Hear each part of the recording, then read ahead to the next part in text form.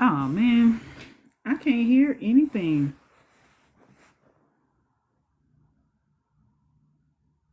Hmm. Did I lose my boxing? No. All right, we back. Okay. I Can was you like, I hear us can't. now? Yeah, I can hear you. Okay. I didn't know what was going on. That's okay. Yeah, like I said, I think one of your devices was it your audio went through one of your other devices. Okay, that's what it was. I hope Yeah, they'll be back. we have to share it back out. But that was that's a good this is a good conversation. Um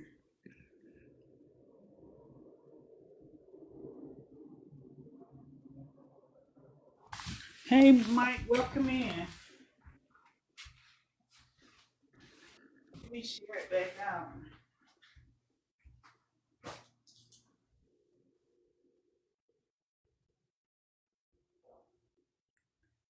I didn't get a chance to hear what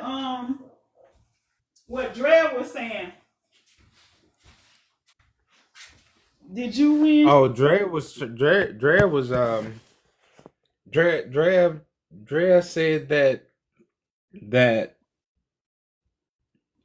that once you reach a certain age, you have to look deeper.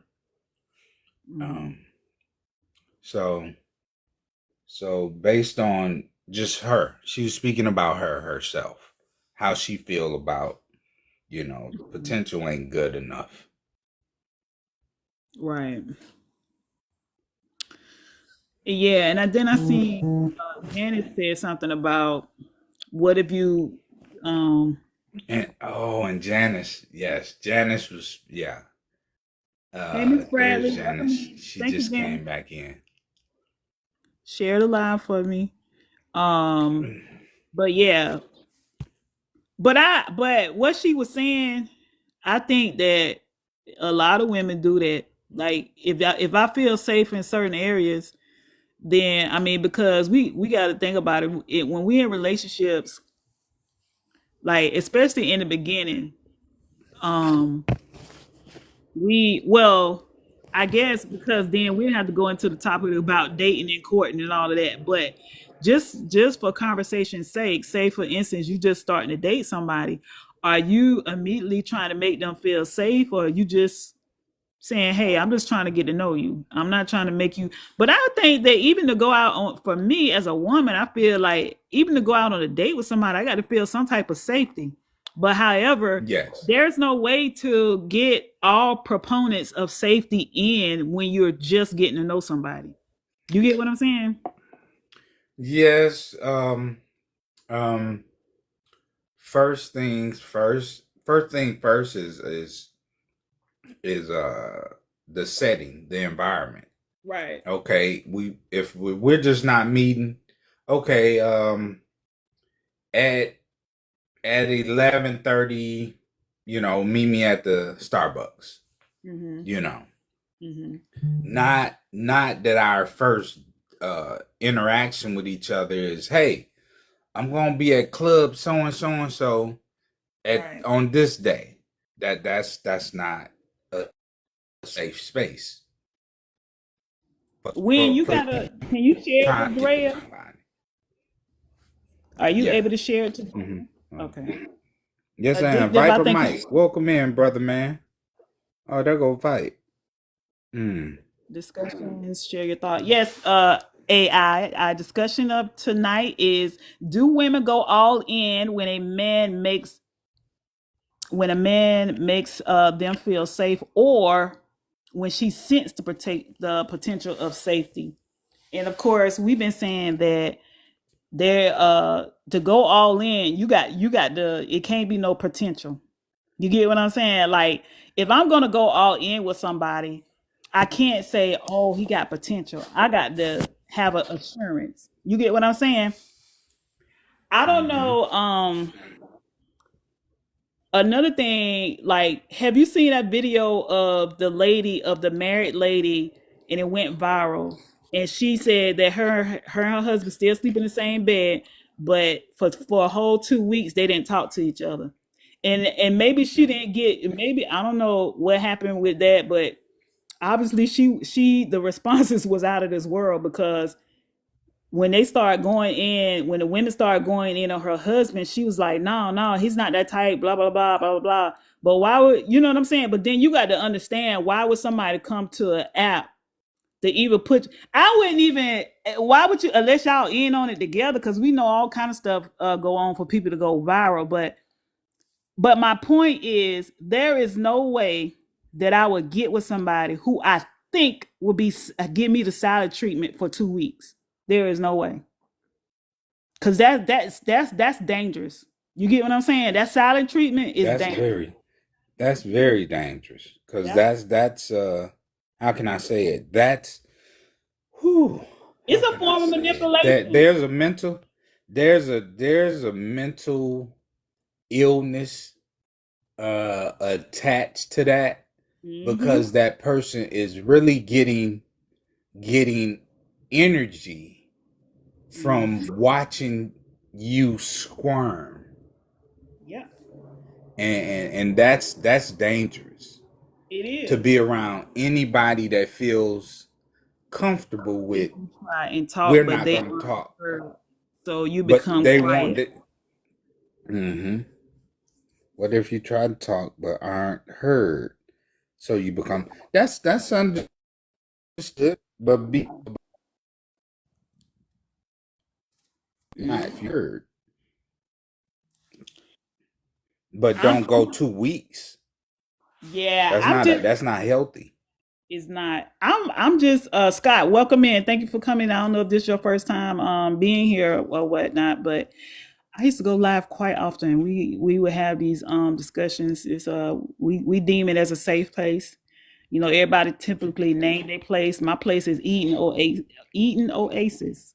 And if you decide to become part of the community, you are an Edenite. That means that you're part of the Eaton Oasis community. That's a spot, open door for delightful place. Okay, over here. So, but anyway, um, oh yeah, yeah. Thank you for coming in. But that's a good question. What if they try to be silent? And I mean, if they, that's different. But I mean, I'm just saying that my point I was trying to drive home with that is, I can't even imagine me being with somebody like that, that would close themselves off to me for a whole 2 weeks. You got, even though we love to say I didn't see it coming, blah, we be over here having these circularization conversations, but I'm a realist and I work with people every day. Um People that's happily married, people that's not happily married. But at the end of the day, let's think about it. Like, would you, in your right mind, you get with somebody, you love them, in the right mind, who in their right, why would you get with somebody who will stop talking to you for a whole week, sleeping in the bed with you? Y'all taking care of y'all two younger children together, and ain't nobody saying a word to each other. Come on now. Yes. You gonna tell me Yeah, that you didn't see that's see none of that coming in the beginning? right. Nah, that stuff right Right. there don't, it don't just start just one night. Cause she gave this scenario that she took the kids trick or treating, and she came back, and he followed her upstairs, and she said that she wasn't feeling good, she didn't want to be bothered, and he was like, "Don't you ever tell your husband you don't want to be bothered." And we don't know how she said it to him. Of course, she gonna put it in the video as if she was talking to him nice or whatever, but we don't know how she said it to him. But it does, to me, it doesn't matter how she said it to him. The fact of the matter is that caused you guys to stop talking for 2 weeks. Nah. That is so toxic. That's toxic. Where did you go? Did she requested up and then it just went away? Yeah, that's so toxic. Yeah. Yeah. Did you hear that? Did you hear that? When that video?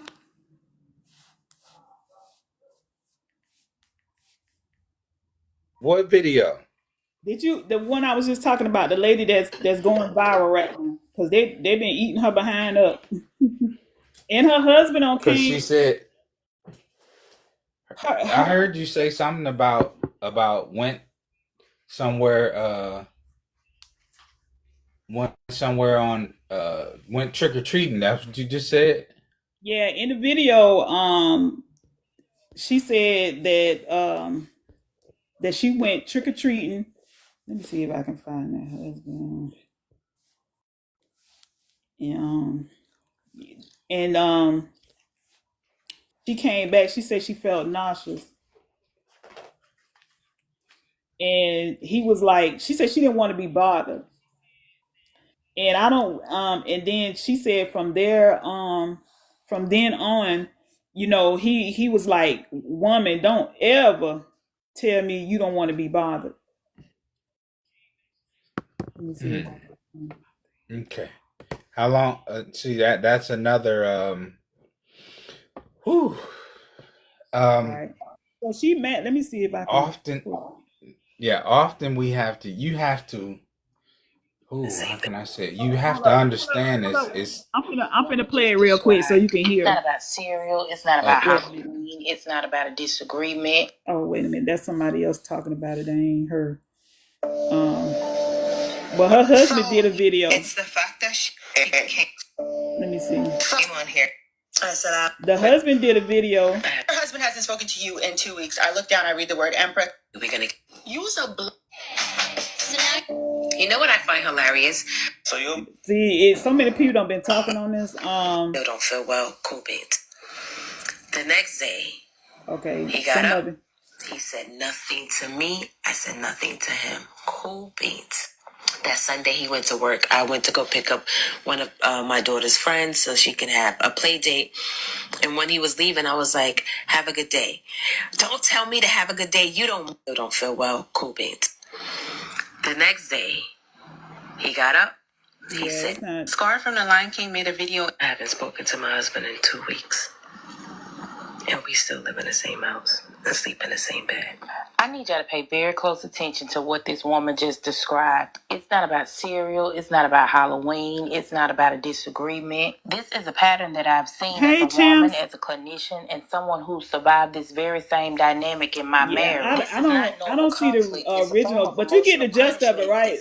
When I don't see the original video, but basically she's going. Yeah, I get the gist of it. Yeah, I get the. Thank you for the heart meat. Yeah, y'all come in, y'all grab the heart meat. It is only 1 cent. For those of you who watching in the hallway, we have a question of the day. Share the live out if you can. Thank you for getting the heart meat. I appreciate that. But go ahead. Now, V. The I don't know how many pages you have, but the one we was on before, we've come back with another one. You've come back in from another from another one of your pages. And the way that I know that is because it's a pattern that I've seen gifts, as a woman, as a okay. The gifts I'm at is at 0. So we were on another one of your pages a little while ago. So now we're on a different one. No, that's why a lot of people. No, that's why my gifts are at 0. No, but I restarted the live. Oh, you ended the live. Okay, I'm just making sure. I'm sorry. This is the same one. Yeah. Okay. Yeah, this is the same one. Thank you, Champ. But I did send for Drea. Okay, maybe she and done went to we'll another see if she line. come back. Yeah. Um. But the personalities, see, oh my goodness, who Go ahead. some people are experts at hiding who they really are, Hmm. and and but any individual that once somebody do a full flip on you, Hmm. just let them. That I'm not. Hey, y'all might need some counseling, but you can't help somebody who don't want help. Hmm. But my thing is getting back to the question: do you think that she did this right here? She went on a potential that this person made her feel safe because you couldn't if you you know what I'm saying. Feeling safe in a relationship, there is no way that you can say you feel safe in a relationship for somebody to stop talking to you for 2 weeks. You get what I'm saying? Like I can't. What happened? We ain't disconnected. Did he do that? What happened? Okay, we're gonna keep going. I don't know what happened. Did it disconnect him or he disconnect himself? But my point is you cannot I would never be in a relationship with somebody. You know what I'm saying? What my point I'm trying to make is that we when we talking about friendship, well, let's just take the romantic out of it, right? When we talking about friendships, BFFs and all that stuff like that, we should not be doing the silent treatment to nobody. That's dangerous. That's toxic. So I'm sure not going to do that to my husband. You get what I'm saying? I wouldn't, because we would have to be walking around in the house not speaking to each other, like, because she said in the video he didn't say nothing to me and I didn't say nothing to him, except for one day she said she was taking the kids somewhere. Oh, okay. She was taking the kids somewhere, and she said, see, and she said something to him, and that's when he snapped at her. But we don't even know how she said it to him. So when you finally decide to speak to me, that when I finally decide to speak to you, we don't know how she when she how she sound. You get what I'm saying? Yeah, and I'm not putting it all on her now. For those of you that's looking out from the in the hallway, I'm not putting it all on her because that is equal. Like, you get what I'm saying? Like, both of y'all decided not to talk to each other for 2 weeks. Right, champ. What are we in junior high? Can you imagine that? Can you? But y'all, like, it's not that far fetched because, like I said, I work with a lot of people, and that's why, to me, that's why I had to go on me a hiatus, because seeing some of this stuff on here, and I deal with people in real life, it can be overwhelming. But this really does happen. I think a lot of times we think that social media be make some stuff do happen in real life. It's just social media just heightens. Because remember, back in the day, we didn't have cameras in people's face to see them act like that. You get what I'm saying? But yeah, for us to see, she said that when she started the video off, that we still sleeping in the same house and in the same bed. Okay. Just like y'all men, me as a woman, if you my husband, we in the bed together, you mine. You know what I'm saying? Like, you better talk to me and I'm gonna talk to you. I wish I might. I wish you would. Because if you go check out the relationship like that, we might as well not be together. Mm-mm. Communication is very essential part of weeks. relationship. It is. Oh, I mean, I we're totally mad agree. you not saying nothing to me. And then she said too, in between that, she said after 2 weeks, she said something to him leaving out the door with the kids, right? Yeah. Okay, and then he snapped on. Well, Hmm. he snapped on her, Yeah, and she and had people when in her comments calling him sassy, calling him a narcissist, and all kind of stuff. well, I'm not going to call him that. What I'm going to say is there certainly sounds like a mental a personality, a mental illness trait Welcome in. in there. Uh, welcome in, trucking. I saw you come in, trucking. Thanks for stopping by. Um, Yeah. there's just and you have to be you. How can I say it? You have to be attentive to Hmm. personality traits, Right. um, whether healthy or unhealthy.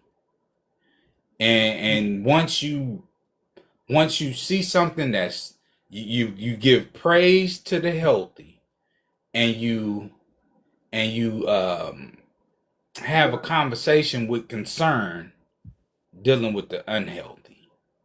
Just I'm not talking to you, or you're not talking to me. Okay, that's maybe a day and a half, not 2 weeks. Hmm. Yeah. Something is mentally wrong. It to me, I feel like it's not even. It's not. And that's both ways. That's And both ways. exactly. That's what I Hmm. said too. It's both ways. Like, and to me, like I said, I think that's Drea. Welcome back in, Drea. That to me, that goes back to this question right here. When they got together, was there a potential of safety? Because I feel like we could get money together, right? Even though we know it's some people say I don't want to get with nobody that's broke, whatever. But let's bypass with that. Like, but it to me for the most important part is can you take care of me? Can I feel safe with you emotionally?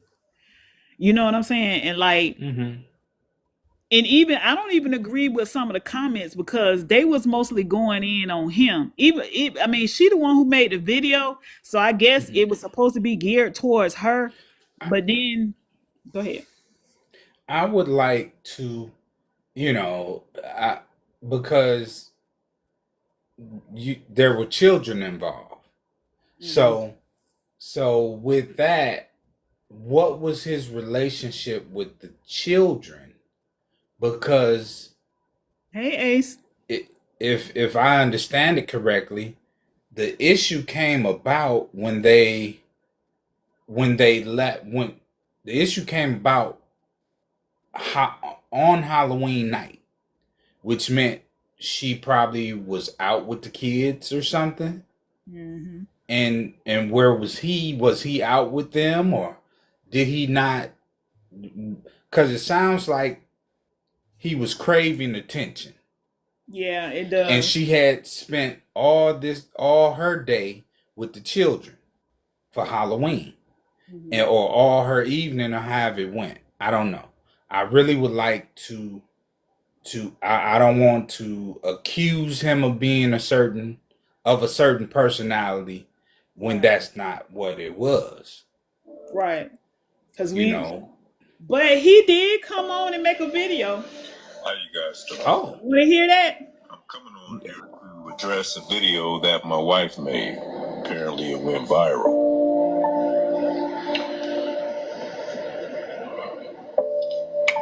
They talking about his facial expressions I there. heard the story. He drinking out of his I Stanley heard what Cup. happened. It didn't go anyway like the way she said it happened. But I heard the story. Mm. I want to let you guys know that my wife won today. And for all of you husbands and boyfriends and significant others, your wife won too. My wife was right. For all of you husbands, boyfriends, and significant others, your wife is right too. Take that bit of advice with you. I know all you guys want to hear my side of the story, and some of you want to hear me throw my wife under the bus. Let me tell you something. I don't have time for foolishness. I don't have time for games. And I don't have time for nonsense, and neither should you. So what I want you guys to do is have a blessed day. I want you to put God first. And I would like for you to do the right thing simply because it's the right thing to do. Y'all have a good one. Be blessed. Peace. But, like, at this point, bro, like, I don't.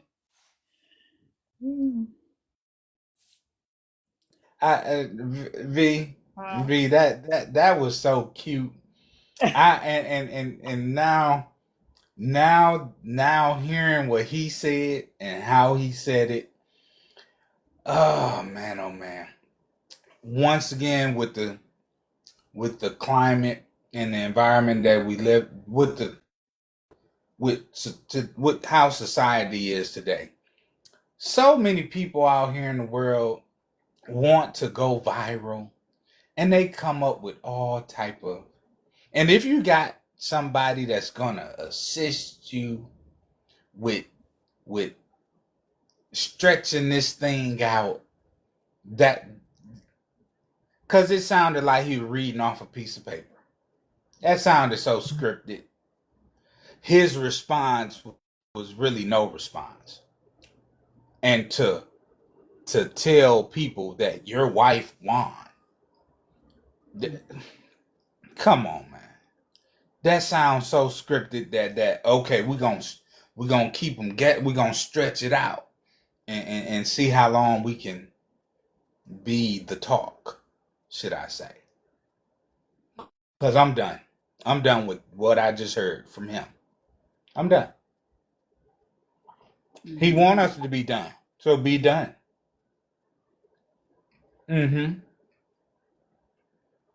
He didn't speak on it. He didn't. He just said, oh, she won. And I'm telling men out here that your wife won today. Wow. Okay. That makes a whole lot of sense. And I'm not one for trying to make sense out of what makes no sense. You know, I don't indulge in that. Sound good. I like it. I don't know if she don't I don't know if she's took the video down or what. Oh no, she didn't take it down. Here, I found it.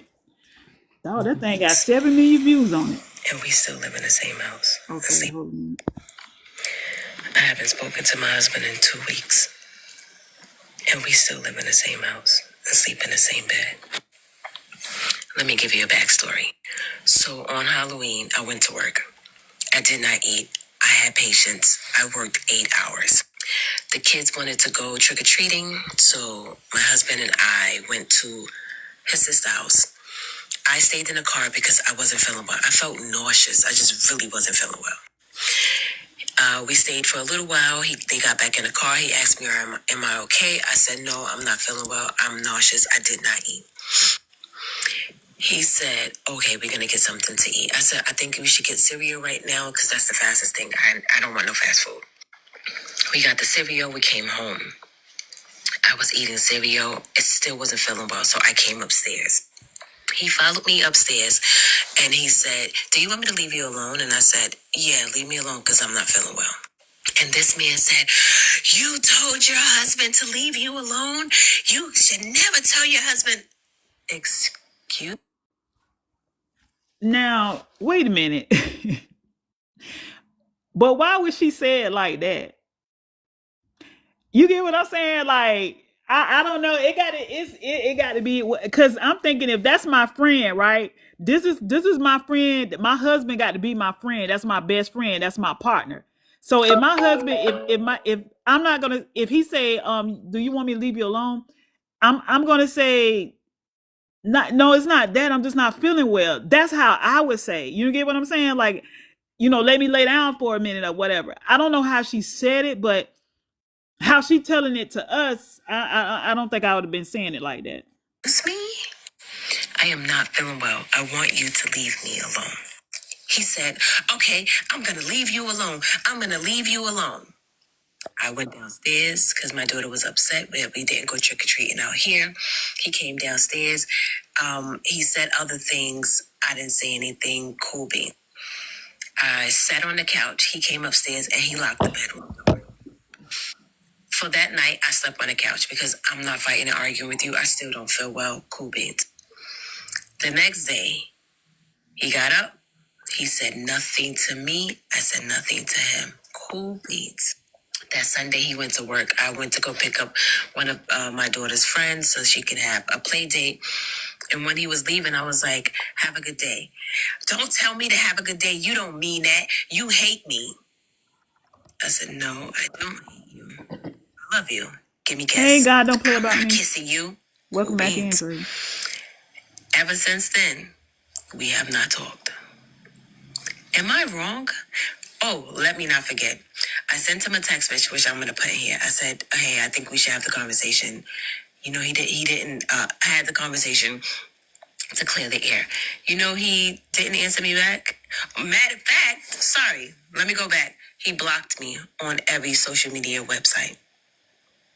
Every social media website. Wow. Am I wrong? No, both of y'all wrong. Please let me know. And yes, I'm just waking up. And you see the skin? Oh, wow. Now she talking about skin. You get the gist of, hey, welcome back in, Drea. Hey now. Okay, so my question is, because I'm a angel advocate over here. Why ask me, do you want me to leave you alone? And when I say, yeah, do you mind leaving me alone? I'm just not feeling well.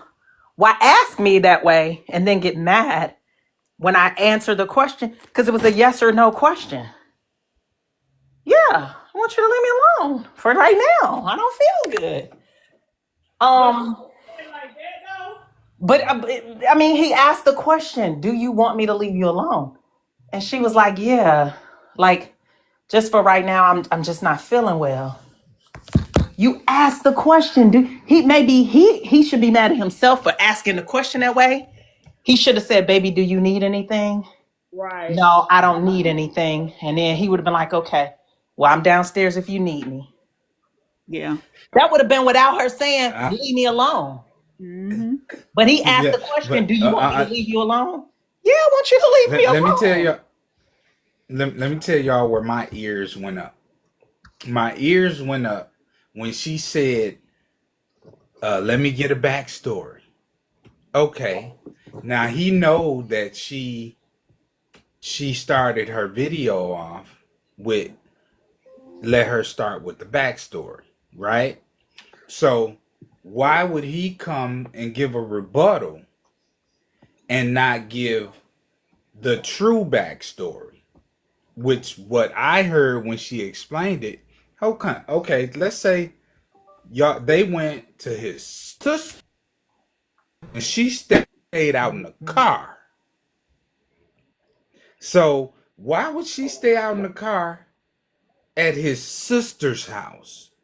And the kid don't feel good. When she got in the car and said, I don't feel good, he should have said, baby, would you like me to take you home? And then the kids can go by my sisters. Yeah. His concern should have been, my baby don't feel well. Let me get her home. And once I get her home, I could tell her, do you need me to pick you up anything from the store? You haven't eaten all day?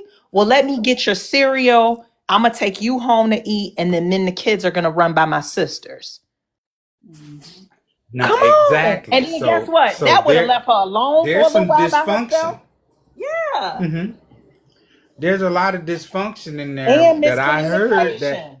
And miscommunication. Hmm I'm a big You component don't of leave. You don't don't ask me. leave your wife. Go ahead. You I'm don't sorry. leave your wife out in the car. You don't leave your wife out in the car at your sister's house. No, you say, hey sis, I'll be either okay when they got there and she felt sick. Okay, well, what I'm gonna do, hey sis, I'm gonna leave the kids here for a moment, and I'm finna run her back to the house, and just leave it at that. And his sister probably, oh yeah, the kids will be all right. But you don't leave your wife out in the driveway. No, you don't do that. A lot of people was eating him alive in the comments. They were saying that but my thing is, there's always two sides to a story though. Absolute. Well, it's three. Hers, his, and then the truth. That But Yeah. but I yeah, but I that but I think, and my ex-husband taught me this. Don't ask a question that you really don't want an answer to. If he didn't want his feelings hurt by saying, "Do you want me to leave you alone?" and the risk of her saying, "Yeah, I do want you to leave me alone," Miss he T, should have he should have posed the question another way, in a way that would have been pleasing to his palate, if it would have came back on the negative side of the question, right? So, not, do you want me to leave you alone, or baby, do you need me to get you anything? And she'd have said no. He'd have been like, okay, I'm gonna take that as her needing some space. Like, I don't know. It's just, it looked like he was looking for a reason to yell, "You don't love me. You don't want." See, sometimes don't nobody want to deal with that when you already not feeling well, and now you got somebody that's concerned about that. Now you want the focus to shift from me not feeling well to your feelings being butthurt. I feel like there's some attention that was he was inattentive, and it snowballed into when they got home, and she was like, nah, I'm still not feeling well. No, I don't want you messing with me. And he felt like, oh, what? But you my wife. Well, you know what? That was your wife sitting in the driveway at your sister's house, not feeling well, you know. thanks And for she could by and I- by now she could have been feeling better, had you just taken the time to say, "Hey, sis, let me run her to the house. Let me make sure she's okay.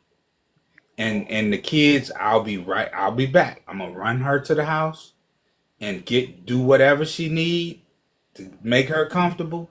And Hey, Deron, thank you. when he got back, Uh-oh, he breaking up. Yeah.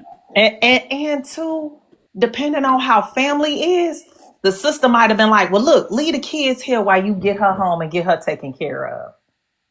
You know what I'm saying? Then if he wanted to just take a minute to let her lay her head on his lap and he just rub her back or something. You know what I mean? Like, man, people don't be thinking. I don't know. I see. That's what I'm I talking it, about. Sometimes, hey, sometimes it's frustrating that men are so ego driven that when we just need a little time for ourselves and their ego isn't stroked in that moment, they worse than babies. Like, I don't know. It's just some of them require far too much attention that I just be like, man, you can miss me with all this. Now I got to be sick, but yet nursing you and your emotions and feelings. Get out of here. yeah. I seen one man comment. He said that men are not your women emotional support dogs. One more time.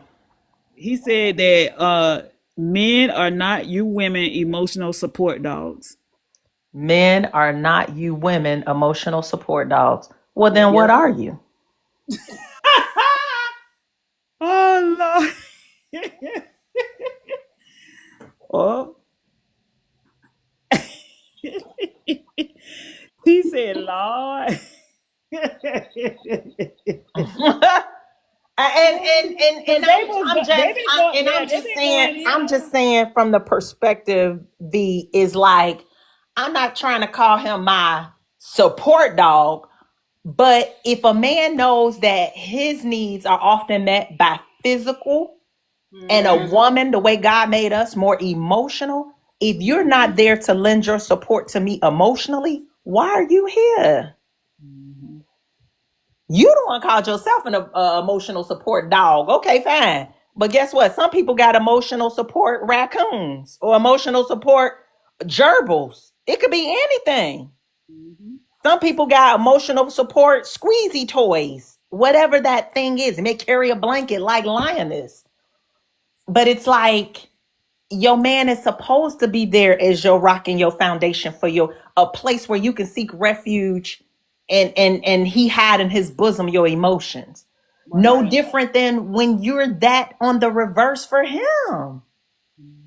He's supposed to feel comfortable and secure enough to be able to come and lay his vulnerability down in your lap and know that that's a secret place for it to hide within your bosom.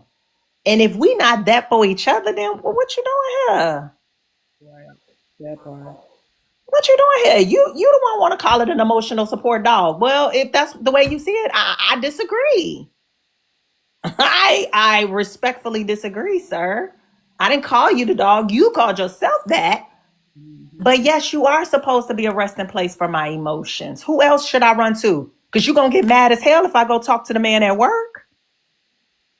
That part. You're going to really get pissed if I talk to my mama. You're going to have a whole stinking attitude if me and my girlfriend sit up and talk about it. So why can't I talk to you? Who else am I supposed to go to?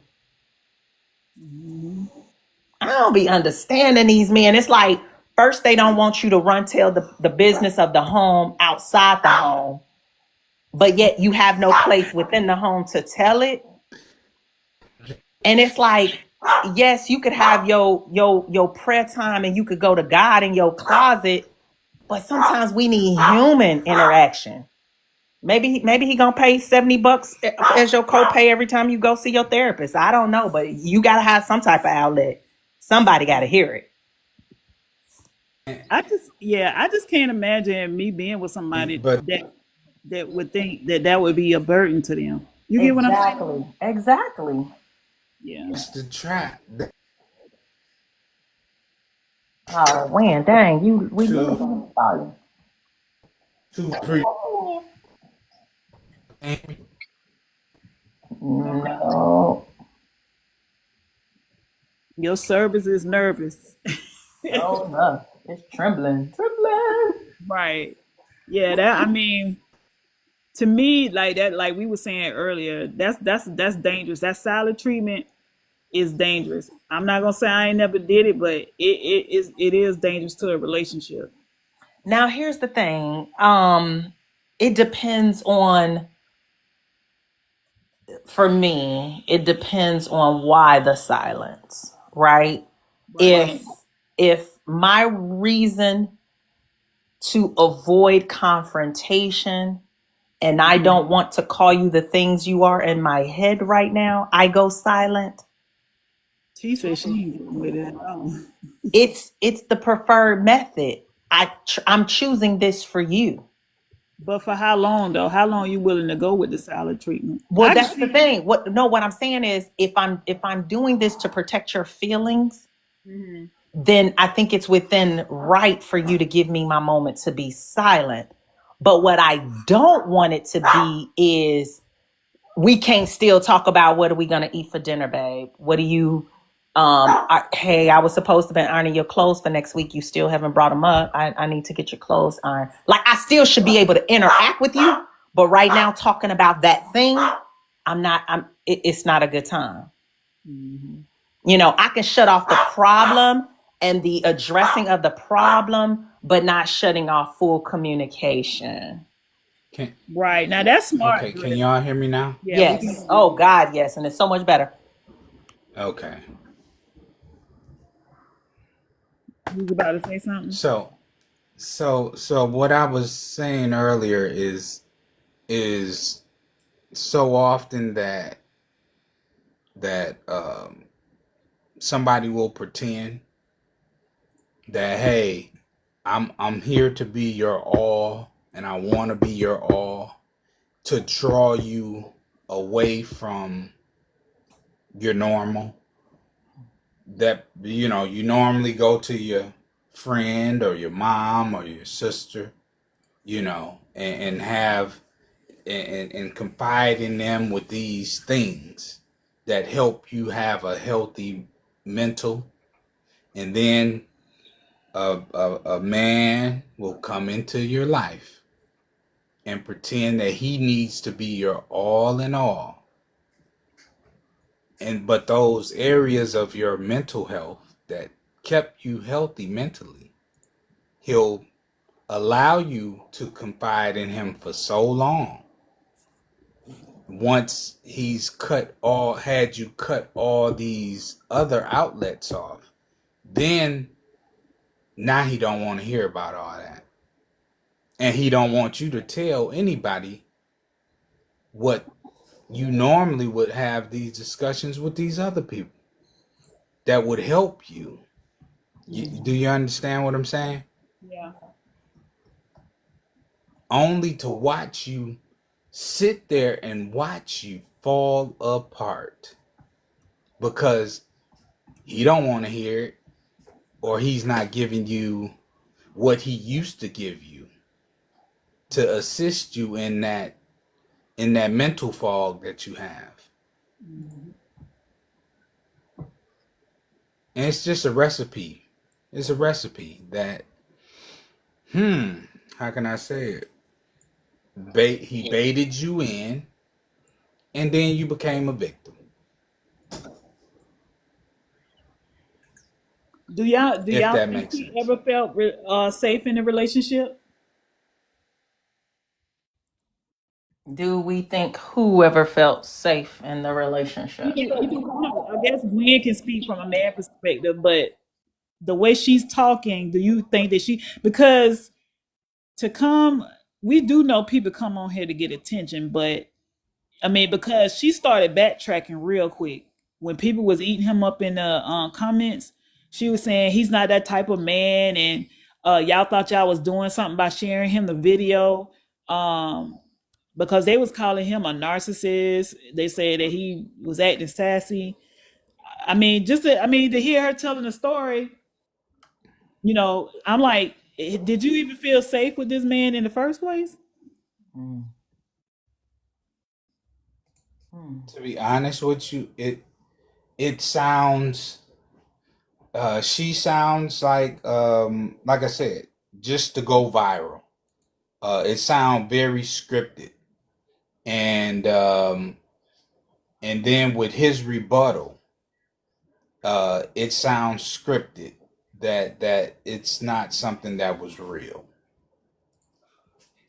And so with that being the case, um, anybody who know them personally, I would like to, just, but nobody will ever come forward and say, "Oh, I know them personally," and we not know if they a part of the cast. They done came into it as supporting cast. It sounds like it all was made up to go viral. It's a video where the woman, she can't, that thing got 7 million views on it right now. But she made a video about a week ago saying that her husband stopped talking to her for 2 weeks. Um and she said it happened Halloween night. And the incident happened Halloween night when she wasn't feeling well. But anyway, after they had exchanged their words, that next morning she said, what she said. She said to him, was telling him, speaking to him, greeting him or whatever, and he told her, don't talk to him. She don't care about him or whatever. However that went, but then she said after that exchange, they went a whole 2 weeks radio silence. Mm. Wow. Hey Tasha. Wow. Right, that's what. And then she tried to walk it back because, like I said, it got a lot of views on it. It got a lot of comments, and some of the big content creators on here have been talking about it. And it's one is I don't know y'all if y'all know who Dominique is, Dominique Morgan, Yeah. but she Very yeah good. she said she blocked her, and she went off when Dominique made that video, said that she blocked her because she said she don't need that kind of confusion on her timeline. But she went off. She went off on Dominique. She said as much as I love her and blah blah blah, but what do you mean? And yes, both of us went in.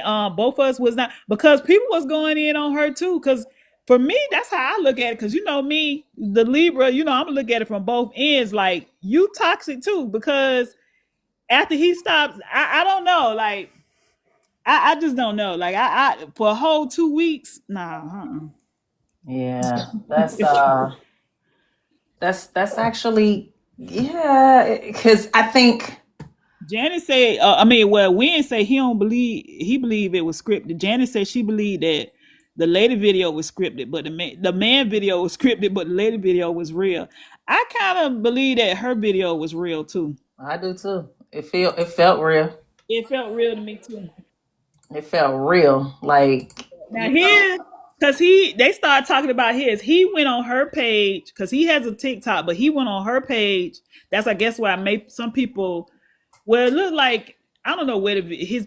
Some people saying that was her page. He did the video. I don't know. I just seen the video, but they were saying he looked like a narcissist. I'm like, how somebody look like a narcissist? Y'all doing too much. all the time. But he was on there sipping his Stanley Cup, basically saying that he at first he was saying he's not gonna bash her. He said that some of what she said was true, but it didn't quite happen that way.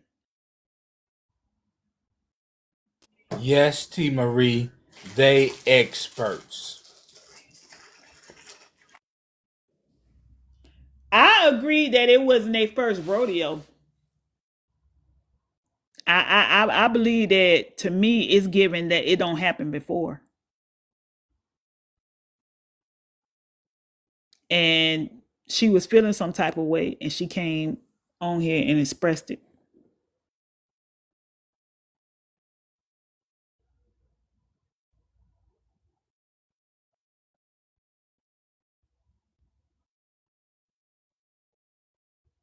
Because think about it, when if he people don't, because this is the internet, people probably don't call that man job. They probably don't, because they would paint somebody out to be a villain. She probably wasn't expecting all of that. Expecting all of that.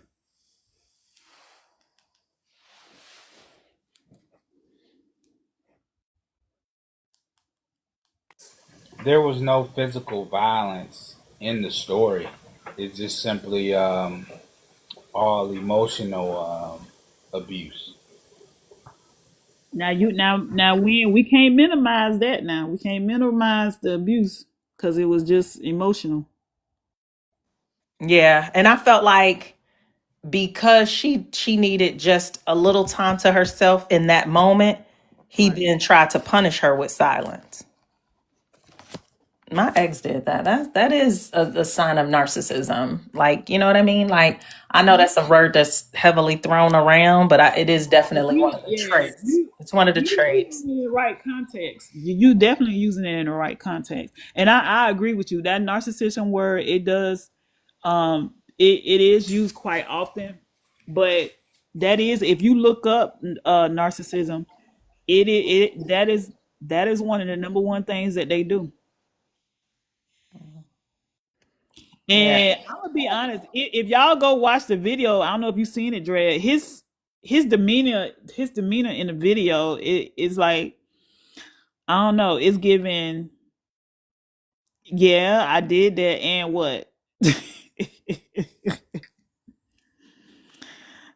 and to me, like, it's just, I mean, the fact of of you, like Jared was saying earlier, I don't feel well. And your first question was me, do you want me to leave you alone? And not, do you want me to get you a ginger ale or would you like me to bring you something?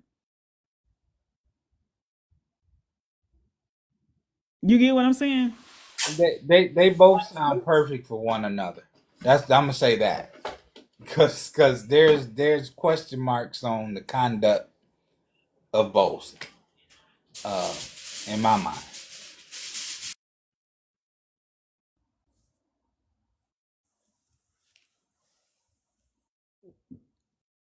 Yeah, that was some interesting stuff. I hadn't seen that one, but wow. Wow. I know. Yeah, that's crazy. Yeah. Well, what made what you think that she could have did? What you think she did wrong on her end when? Because we She can't let it say the go. fact that she brought it to the She got internet because this is no, 2025. no. I'm gonna say that to stretch that. I'm not talking to you. You're not talking to me for 2 weeks. Ah, that's absolutely. Um, that's just not healthy. For 4 days is not healthy. But 2 weeks, and then after 2 weeks, you get ready to leave with the kids and decide that you gonna say something to him on your way out the door about how much you love him, and he don't want to hear it when you should have tested the waters of saying something to him before you was on your way out the door.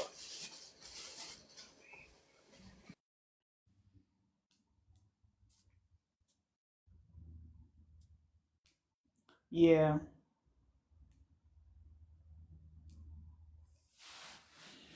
But didn't she say she tried to talk to him?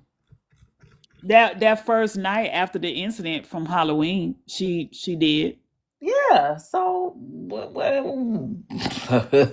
what else she wanted to do? You know what I'm saying? She tried to break the silence. He was then punishing her for rejecting him. Man, Lord Jesus. People don't understand. They be thinking we being punished by being single. Man, it's so peaceful. When you ain't with the right person, peace is better than that type of abuse. And Oh yeah, I'm sorry. I totally missed that part of her sending the text after the fact, the day after, about them needing to have a conversation. yeah, she Okay. did that. Yep. And then So he so didn't want she to talk. Mhm. she did what she could do. And once well, so now I gotta rethink it. But But I y'all, just but I y'all want peep this out. They did. Why didn't if it was okay? Why didn't they come on the video together and tell everybody everything okay now? Why is it two separate videos? there we go. Now you're talking. Because because with the climate that you got this all this men against women conversation going on, and you got men out here wanting to be a new camp what's the dude name, Kevin Samuels. They were trying to continue that us against them type thing. Why would y'all create this Mhm. ruckus and not V, you said she was defending him behind some of the comments that were made from her video, right? Right. Yeah. Mhm. Okay, so why wouldn't they make a video together? Yeah. That's what I said. Squashing things. Yeah, Mhm. because they don't that because it's some nonsense. That's why. It's some nonsense, I think. Unless it's still some contention. That was Halloween. We in November, and she that was Halloween night that happened. We in November. And he's probably still upset that it went so viral. You know, the type of backlash and embarrassment he got. People from his job all over the place probably like, man, I saw your wife video. You know, people don't understand. Once you put it out there and that stuff starts to literally go viral, like I think about just some of the stuff like I see that I might even chuckle at for a moment because it's down my timeline. You know, this woman was on here talking about my man could do this to me and do that to me and spit on me and do this. And I'm like, yeah, that went viral. But girl, do you know this went to your children? School teachers could be seeing this. You know, the parent teacher president, the PTA president. Like everybody can see it She's once a it go nurse. viral. Right. She a nurse, so I don't, and with looking at their house, I don't think they hurting for no cash and that. I don't know. But I mean, that's why I think it's kind of real. If you had some of these other rage baiter content creators, that might be a little different. But it don't matter. It's still like putting so many outsiders in your business. You know what I'm saying? speaking to the authenticity of the video. Gotcha. Yeah, I get what you're saying. Yeah. Hey, sweet honey. But yeah, that's Hey, sweet honey. and that to me, I don't care. I wouldn't want to go viral that way. I'm sorry because I don't. People are weird. They be out. I mean, you see what? Nah, I wouldn't even want to go viral like that. Nah, that's why I Y'all don't. can just open the door for so many outsiders for a woman to want to lick his wounds. You know what I'm saying? Or a man wanting to lick hers. He's a handsome man. He's a very handsome man, and she's a beautiful woman too. So Yeah, but y'all done just opened y'all door. It's almost like that. I don't know. It's to me that's just weird to like want so many people in your personal business like that. Hey, Chili. But yeah, people do it. But and she talking about all these videos that I make about health and wellness, and y'all picked this video to go viral. Wow. That's why it was on my timeline because that's what I like to talk about. But like, she should have known. Well, I don't know, cause I'm gonna be honest. When I first came on this app, and I didn't really, I was kind of like, I was kind of a little naive to going viral because a lot of my videos, but I was hitting a lot of those videos. But I used to come on here and I used to talk about caregiving a lot. But those videos used to get a lot of traction, and I didn't really know what that entail at first, about the comments, seeing all the comments and making sure you engage with all of that and stuff like that. But I don't know if she was kind of naive to that. I don't know, but more than like, she was basically appalled at how so many people that was reaching out to her husband.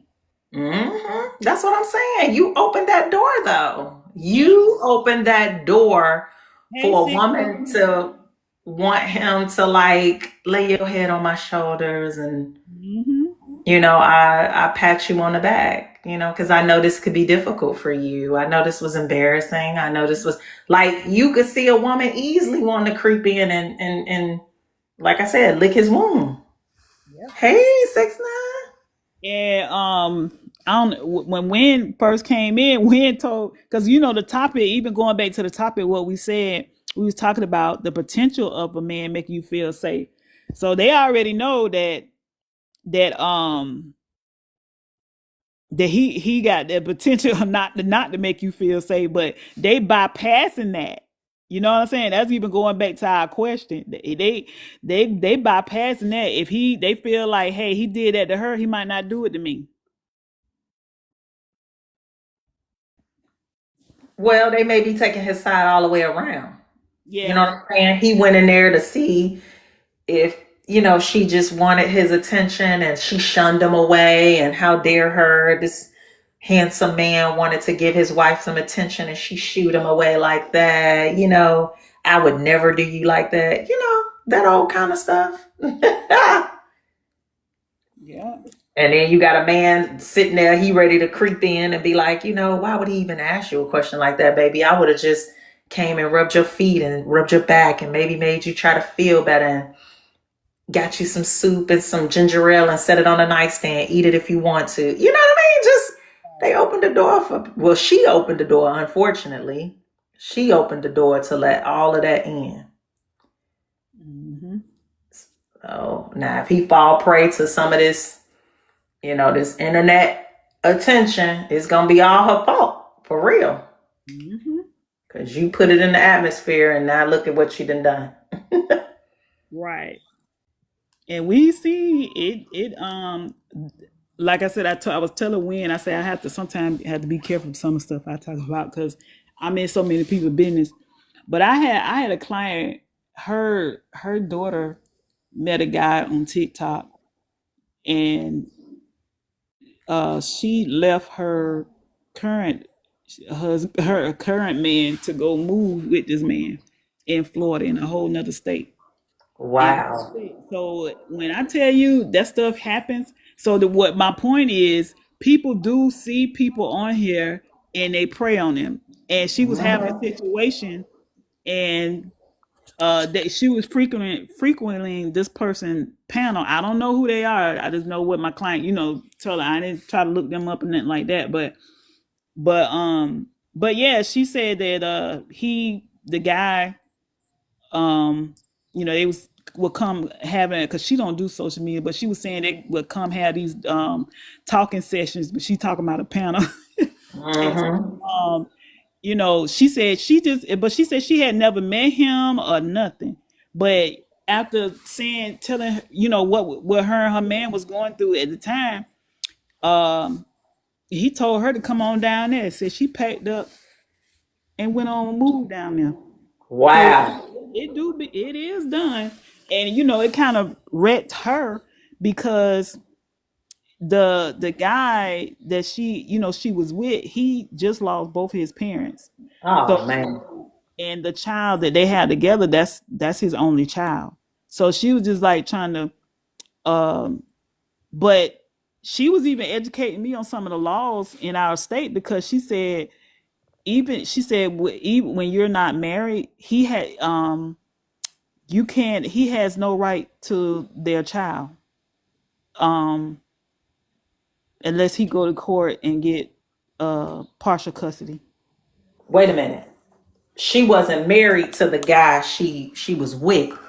Yeah, that she had the baby by, and she up and move with some guy on TikTok. Wow. But that wasn't her husband, it was just a boyfriend. Yeah, just a living boyfriend. But yeah, so he couldn't do nothing about him moving this young child that's not even one Wow. to a whole other Mm-hmm. state. And she Yep. said it was nothing that he could do. Yep. He went to the police station, and she said he almost got arrested because he was in there crying so bad. And she was like, I couldn't believe. She said he's not a violent person. She said my daughter, she ended up lying about that. They found out that he wasn't. She was telling the dude that he was doing something to her or whatever, making it seem as if he was abusing her or whatever. But Mm. they found out that wasn't true. But my point is, people do that. They prey on people. They'll come on here and act like this and this and that going on with them. Mm-hmm. Girl, And so I like you said, I do believe that it's probably a lot of women that's gonna be in his inbox. yeah. And she, unfortunately, she sent him there. Exactly. So Mhm. I mean, to She me, routed their attention to her. Look, he might have already had one or two eyes on him, but you just went 7 million people. And of course, out of the 7 million, 6.5 of the million is probably nosy, and they went down the rabbit hole to see who he was and how to connect to him, and just wanted to peep him out. What kind of dude is this? Let me go look at him. Oh, he cute. Da, da, da, da. You gave eyes to it. yeah. I was talking to somebody that was real popular on here at once. I mean, he's still popular, but like he's not a live person, but a lot of his videos go viral, whatever.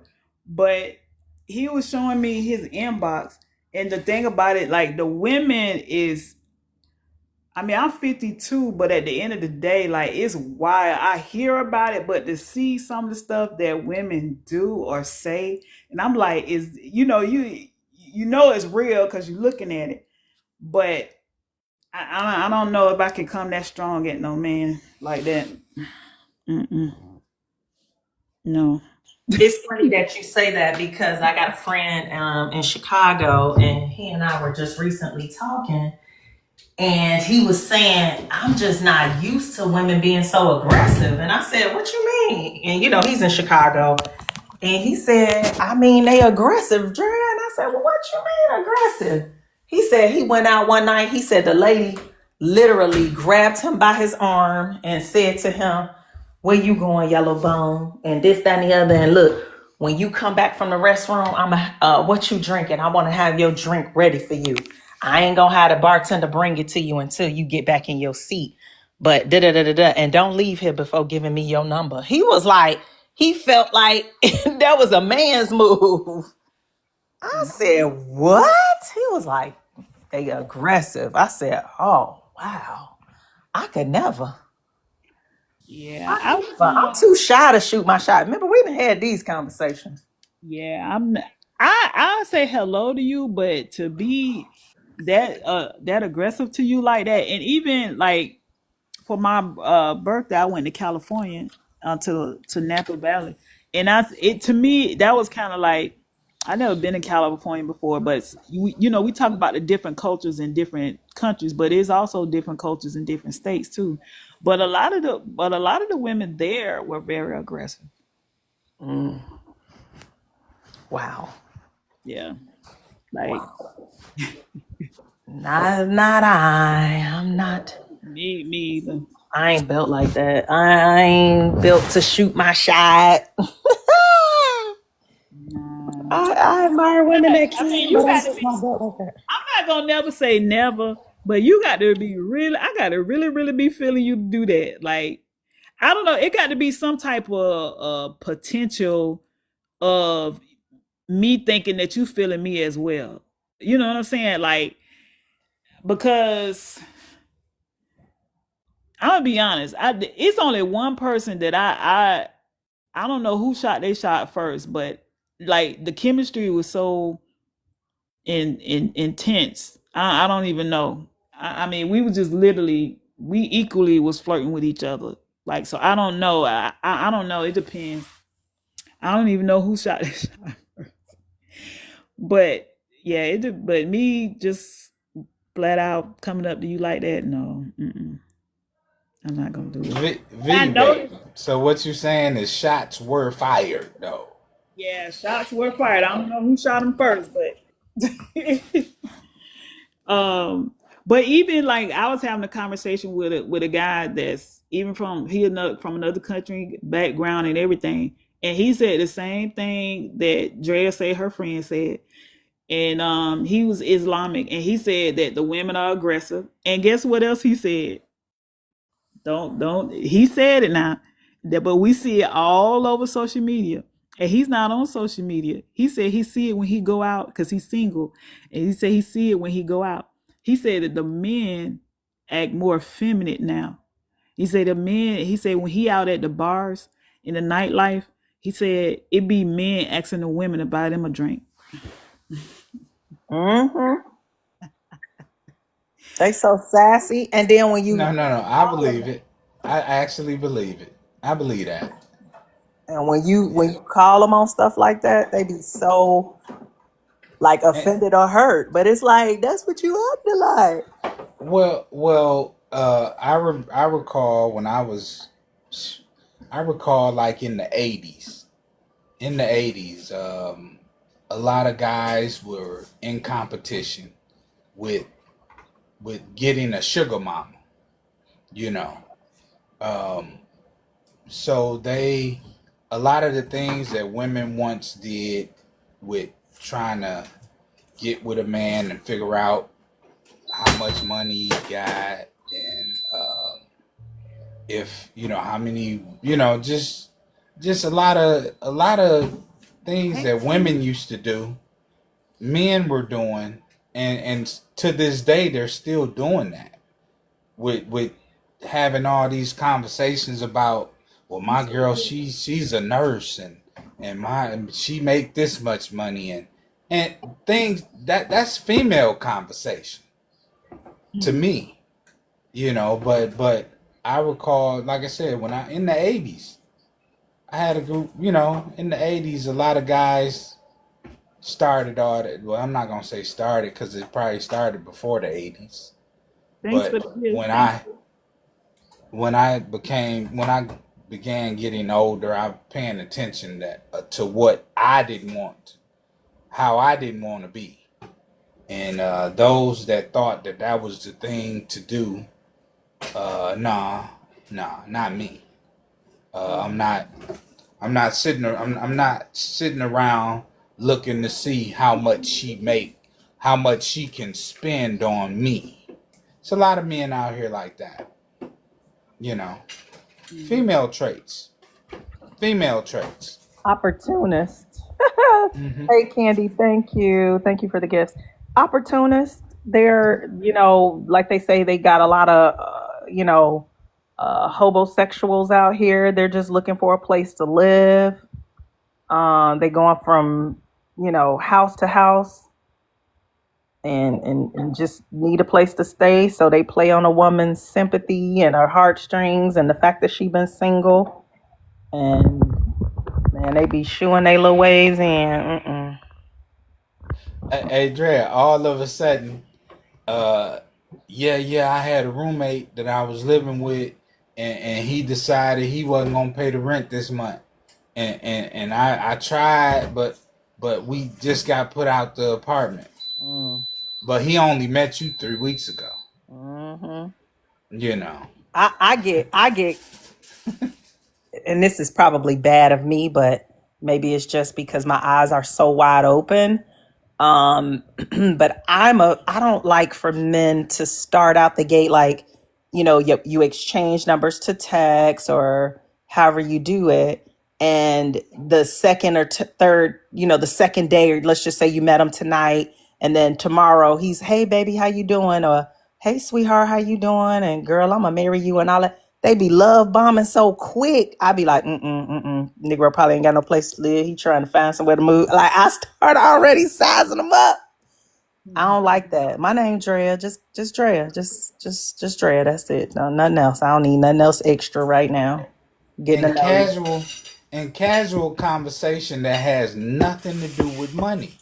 Let's just have those conversations starting off. And if there's a man that's really trying to go in on the size of your house and the car you driving and all of that right out the gate, you know what you're dealing with. Think of his conversation if you had a girlfriend and she was telling you about the conversation that she had with this guy. Like the questions he's asking you, just see how flip it that if a woman was asking a man these questions, what would he think of her?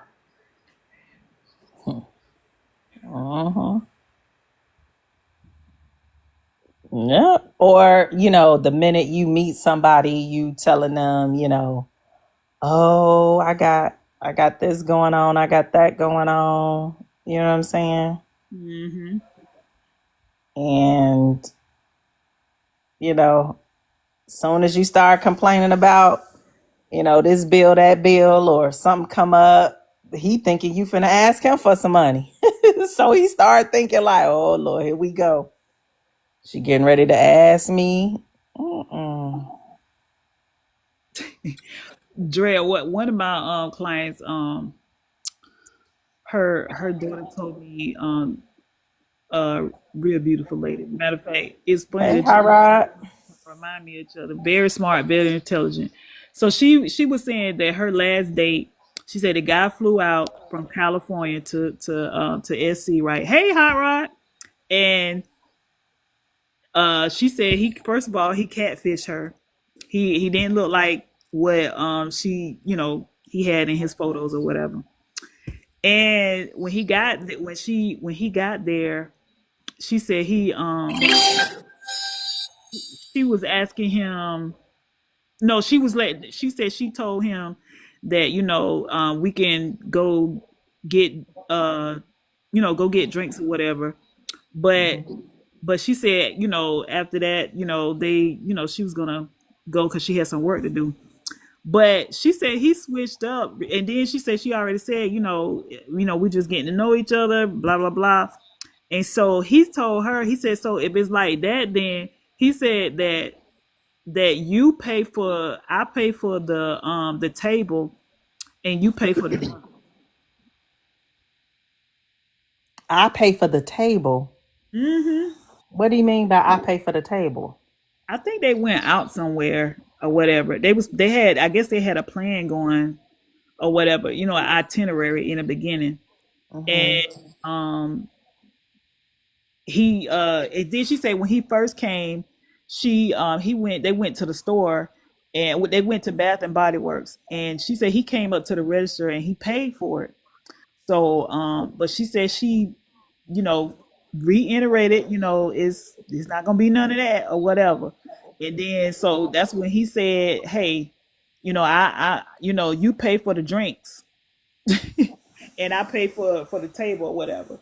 So I'm like, so she like, so did he say that just because I say it's not gonna be nothing or whatever? What was he even thinking? Mm. Mm. Mm. So he And came this was off, a date. And this was a date he was planning, or this yeah. is a date that she came up Yeah, with. how Oh, did he was. Bath and That's what I Body said. Works get on the itinerary? Right. And then she was like, she said, I didn't even ask him to pay for my she said I didn't even ask him to pay for my Bath and Body Works, but her point was, you think I'm finna be with a dude that complaining about $60 because he spent $60 on me. Mm. Oh, I think I know what she said that switched it up. She said that she was telling him that she's not really ready for a relationship. She she just just kind of getting her feet wet with dating. So I guess he said, I guess so he felt once the conversation switched up, then hey, my wallet finna close. But my point I was making was that she was saying she felt like that was very feminine of him for him to switch up like that. Mm.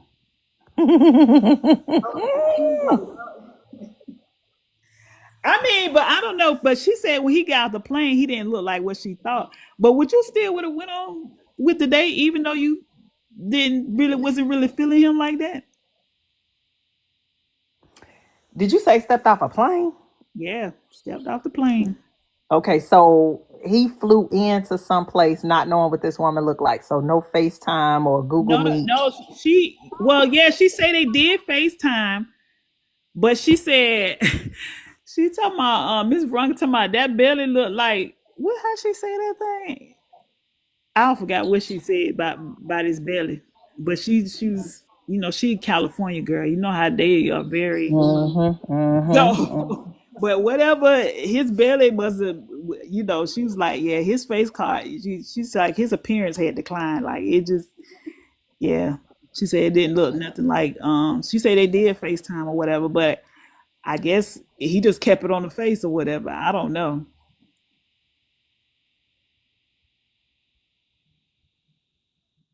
wow. Wow. So did the I'm sitting date there fine. end? Did the date end when he No, she said she proposed No, went he that on. went that on they? with it. No, he Yeah, they that's why went she on was with saying, it. would you go with it? Yeah, that's why she was asking, He would went you on. go with Yeah, it? he went on with it. I don't know. It's hard for me to I don't think I would have went on with it. Like, well, I don't know. I guess Nah, I he didn't flew really. in. He flew Yeah, in. I'm gonna make the best of it. that's what Yeah, she said. well, Yeah, if he well, flew well, in, I'm gonna go ahead and make the best of it. yeah, but I this don't is the know. thing, right? Why? Okay, I'm not okay. If I fly, I'm why would single. he even fly? Why would he? Hold on. How long had they been communicating with each other for him to just fly in and and they end up at Bath and Body Works. What, how did they end up there? That's what I'm wondering. I guess For him to it be, was a stop after she picked them up from the airport.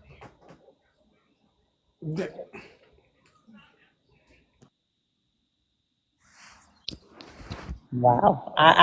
I think I just for the sake of saving face, he flew all the way here. That was a bit much.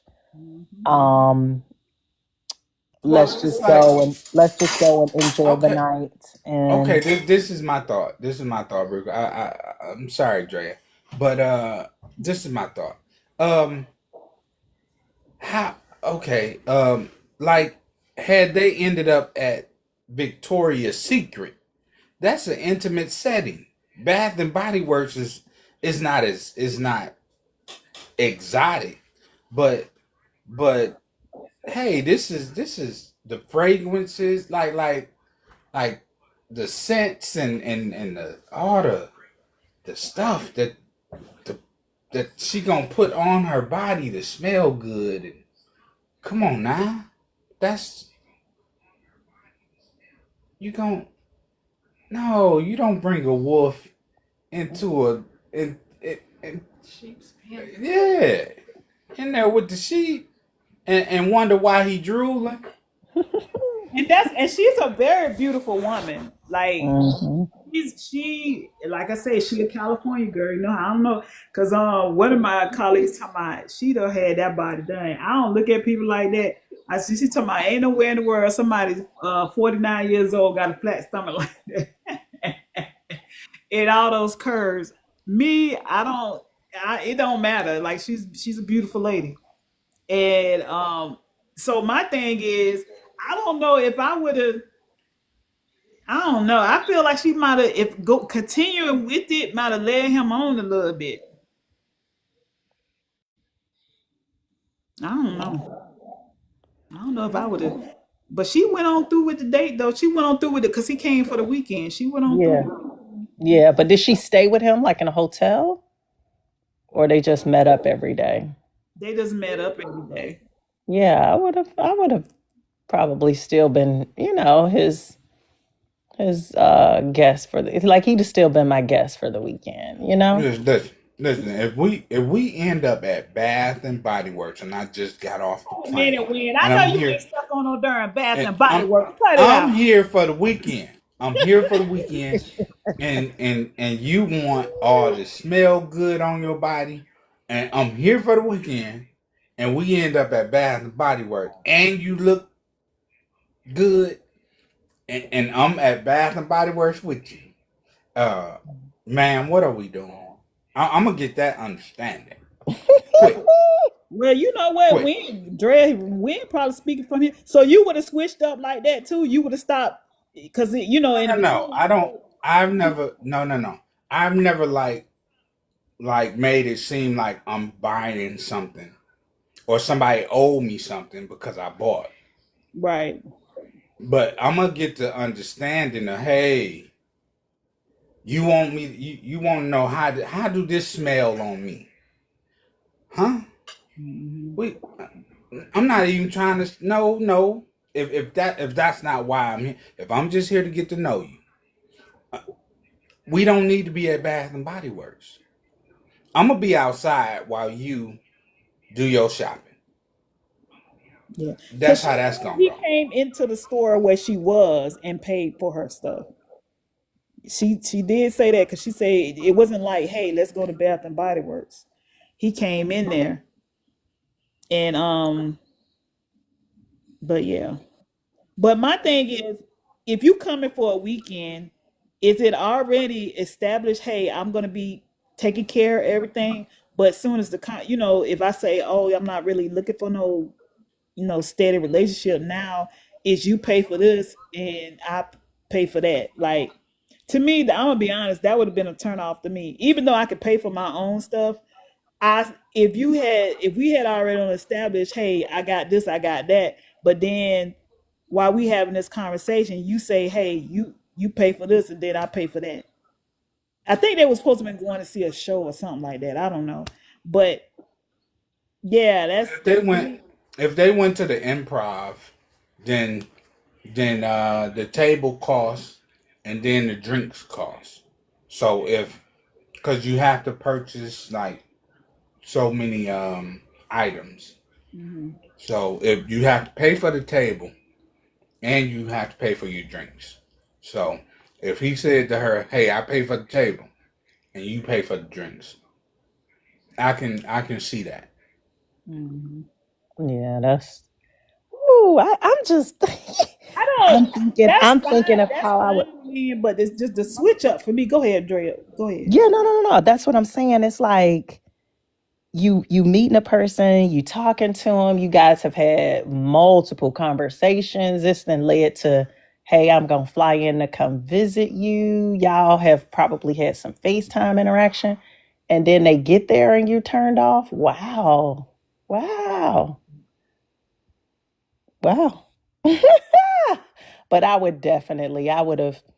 would have entertained him all weekend and just had fun with the person, you know? Because clearly over the phone, we've got some type of connection, even if it's just a genuine friendship. Right. Yeah, they Mhm. could have went and got ice cream or went somewhere not Bath and Body Works. When Mm-mm. you She played what's too up much. with the Bath and She Body played Works? too much. Quit playing with that man. She played with that man. That what she did. Oh my She goodness. played too much. She played too much. You know what? He might have been thinking that same thing. I don't know. Wow. Mhm. Probably so. You know what I'm Mhm. saying? Especially if he just let it wear off like that. He probably saw her and was like, damn, I'm out my league. You know, Mhm. I'm out my league. I just heard a guy on TikTok just saying that men with money typically want more aesthetically beautiful women. Mhm. Broke men go for the woman that they could get, whether she's, uh, overweight, low self esteem. They go for that caliber of a woman. Mhm. I was like, wow, girl. The comments was going. He was like, ladies, don't be offended. This is just data. I believe But it. I was like, ouch. I believe it. I just to me, and believe it or not, it's a lot of people that think this way. Like I don't feel like that I can just say, oh, he's not good looking, but he got money, blah blah blah. I'm sorry, I'm just not that type person where I cannot be attracted to you and just look at all your other qualities. I still got to be physically attracted to you, like that. No, that can't be the only thing, but I still got to be physically attracted to you because I also feel like even if you a nice person, you financially stable, I feel like that even if you at the least little thing that you do, it's gonna be looked at with a magnifying glass. Mm. Like yeah, like if you're not physical, because I see it. Me personally, when I see couples, it be like my person is not that attractive, or whatever. I can't me just like I'm not gonna be with somebody that I'm not gonna talk to for 2 weeks. I'm not gonna be with somebody who I'm telling my homegirls he don't look good. He's not attractive, but I like him. I love him. No, I don't feel like those all those things go together. Not to me. Like I myself being intimate with somebody that I'm not physically attracted to. Yeah, that's the truth. That's the truth. Yeah, like You gotta have the physical component before, yeah, because I don't know, unless you're casual, right? I yeah. think when people are more casual, they can just jump up and down on anybody, then that's different. Mhm. But I usually remember we when I require a little bit more. my ex-husband first separated, and I was heavily into church and stuff, and I was venting to my pastor, and I said with his ugly self. and and she talking about she said V. She said as mad as you are with him, D ain't gonna never be ugly. I said, well, he ugly to me. I said, Me. but I had to sit and think about it. I was like, no, he not ugly, but he is ugly. Wow. Yeah, but aesthetics it matters. But It matters. you see what I'm saying though? Like if you already not that attractive, and then I'm upset with you, oh no, that's gonna magnify things. Oh, don't bite my head off in the comments. But I'm just saying, like, if you can't be, no, that's not a good combination. I'm mad. I'm not gonna do it. It's just to me, it's just a if you can't, it got to be some type of physical attraction, emotional attraction, spiritual, all of that. All of that got to be in play. And for all these people, I had to get one of my friends, well, associates, I had to get her told because to me, I feel like I'm in that season where I'm not over explaining things. I'm not in that season where, they say leaders like to people please. I thought I had fell off from that, but I feel like I probably was still in it a little bit. But I had to get her told about herself because don't you ever present something to me like I'm desperate. Because that was a true story. I did a video about it, and a lot of Hey. people did some engagement with it. But she sent me a picture of her cousin. The picture looked like from 1958. Girl, don't you ever send me nothing like that. Like, don't chump me off like I'm desperate. I'm not desperate. And then she said, that sometimes God might not send you something in the package that you want. No. So you mean to tell me God got favorites? He sent you in the package of what you want. Since you just because you've been married since you was 2, you got all the answers for single people. Girl, bye. I didn't ask you. I didn't ask you to set me up with nobody. You get what I'm saying? Like, don't handle me like that. Mm, no. I don't like someone to set me up. And it's so funny because on Facebook, they have this dating thing, this dating portion of Facebook, and Mm-hmm. they've now have this new feature called Matchmaker.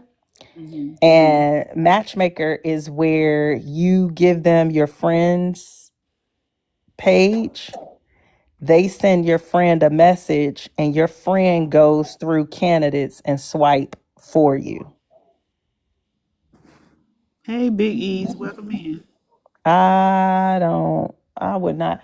And I had sent it to my bestie and told her, I said, you see, this is why I got trust issues. I would never let you swipe for me. Wow.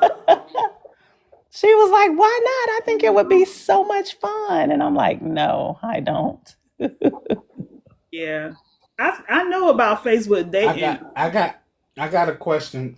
This is my thought, right? I have had Down there speaking to some you, not Win. Big hello. E. E. What up, E? I have had some. Come on up on the panel, Easy. Um, help me out. Um, He said, listen. help him out. I have had some not so good looking, um, girlfriends. Mm-hmm. Um, I heard dog. but the thought Yeah. of it They laugh. is if the found, if on the inside they just as beautiful, You you see. know, Yeah. people don't look at the inside. But I do understand that had we had children, see now I'm gonna have to love the children if they didn't look right, and I'm gonna have to prepare them for the world, because the world is gonna be cruel. Cause y'all mama don't look so good, and Got then now y'all don't look so good, and I would be setting people up it. for uh for something horrible. So I have to break a heart. Because I know you just as sweet and you're a loving person, but to save them, we got to think of the kids. Hmm. Mm. That's actually a good point. When welcome in, Big East. That's actually a good point. What's going on? How y'all doing? What up, Win? What's up? What's What up, E? What up, Dre? What up, E? I'm making this Kool-Aid with no sugar. Terrible. Hey, Easy. What's up, sis? How you doing? Oh, I'm good. I'm good. Doing some last minute Thanksgiving shopping. Oh, yeah. I won't have that to do this year. Hallelujah. Good thing it ain't my list or my money being spent. Oh, well, there you have it. But Win, go ahead. I ain't mean to interrupt. You know what I'm saying? You was on your soapbox. You feel me? Do your thing. Yeah. I was done. I ended it with thinking about children and the emotional scarring that will take place.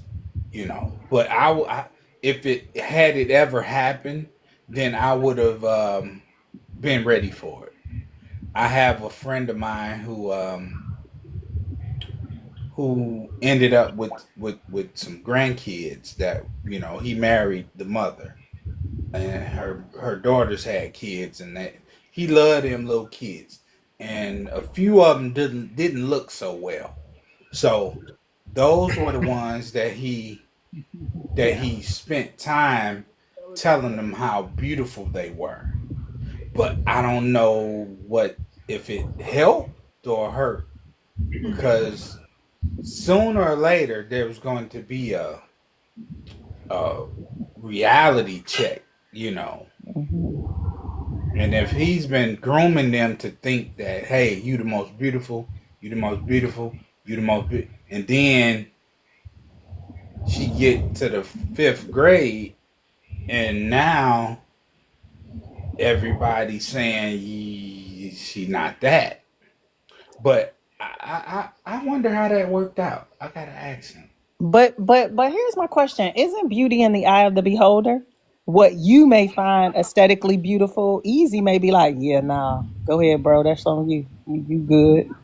I'm good. I'm holding. I don't need it. Now that's the actual concept of beauty. Like so many other things when it comes to life. When you talk about these existential realms or feelings or whatever you want to call them, but beauty is in the eye of the beholder. Is just like with truth. One person's truth may not be another person's truth. One way you make Kool Aid may not be the same way I make it. You feel me? And I tend to I've met women in my life that beautiful on the outside, horrible, diabolical, disgusting on the inside. And it's like, dang, you got all of that. At the same time, I've met women who they inner beauty brought out they outer beauty. So again, it's in the eye of the beholder. I've never really been the type of shallow guy like, man, I don't know about this one, man. Yeah. I don't know. I just at one look, I'm like, I don't know, I can't. I've never been that type of person because everybody got something beautiful about them. Yeah. Do any of y'all know the influence on here named Dana? Mm-hmm. Gil, the lady that be she real pretty. I think she lost a little bit of weight and she funny. She be giving like her thoughts and opinions on stuff. She kind of real big She content creator. she she talk about the pretty and the ugly the ugly. She talk about the pretty privilege all the time. All the time. And she said that a lot of people be lying and be telling people that, hey, looks don't matter, but it really do matter. But they be eating her up about it. But I think, to me, she be saying stuff. Now, I don't agree with everything she said, but some of that stuff she said is that people be thinking it out loud. And she also got this thing about tall people. And so she said that, tall people are winning from every end. Mm. Tall and pretty privilege. Those are the number one winners according to her. Mm. This kind of remind me of a episode of The Simpsons where Homer had a accident or something happened, and he became ruggedly handsome. And I use quotations when I say that. And all of a sudden, he got accepted into the secret society of beautiful people of America, and he had all these different privileges and stuff that he didn't have before, and insider and information and all of this and unlimited bank Yeah, account. And the moment the yeah. side effects of the surgery wore off and he was back looking normal, all of that went away. I remember that episode. He had that chin and that chiseled jaw. Yeah, Yeah, I remember that one. good hair. Oh Lord.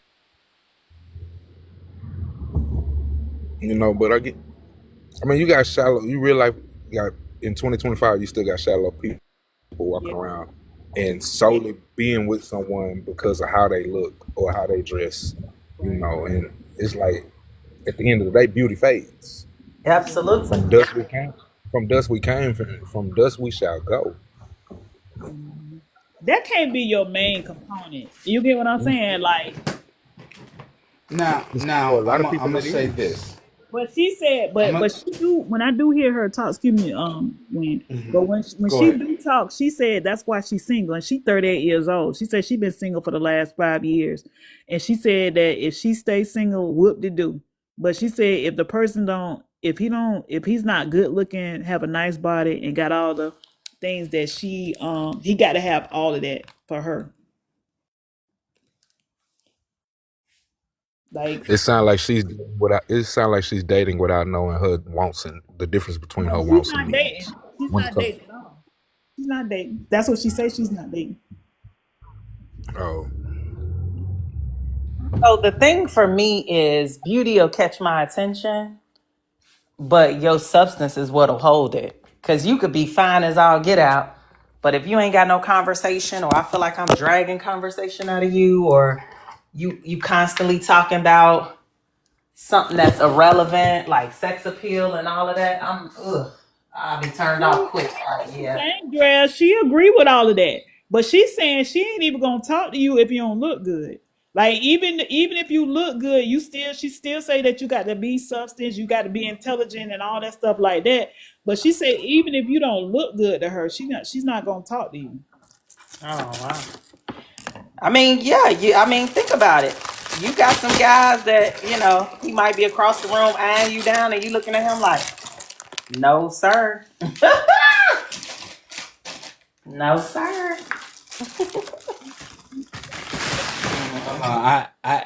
I used to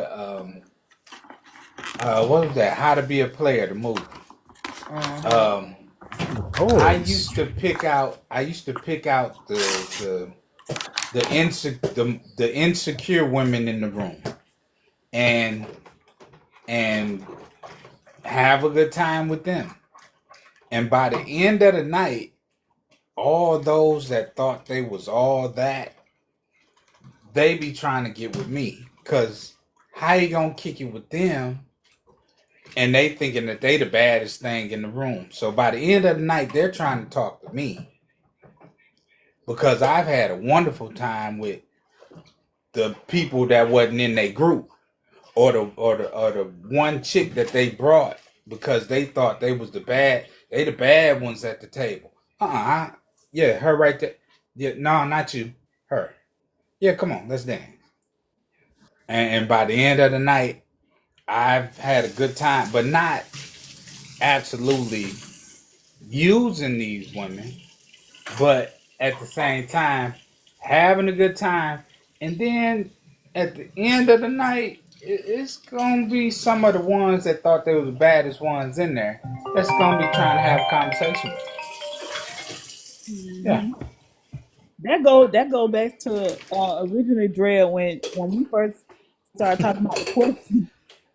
Do women and Big Eve, you feel free to answer the question of the day. Do women go all in when a man makes them feel safe or when they sense the potential of safety? he said that, you know, a lot of times he uh he went with the women that he was their potential. He started out that way. I mean, to answer the question, Mm-hmm. I'm gonna say yeah, because when you can make a woman not just feel physically safe, but emotionally, mentally, and in some aspects financially safe, she gonna do she she gonna love your dirty ass draws. When you can give that type of stability on all four of those platforms, and it's not a shadow of a doubt about it, a woman gonna be ready to. And that's not just, let me not just say women like yo, that's how you do it, but that's anybody.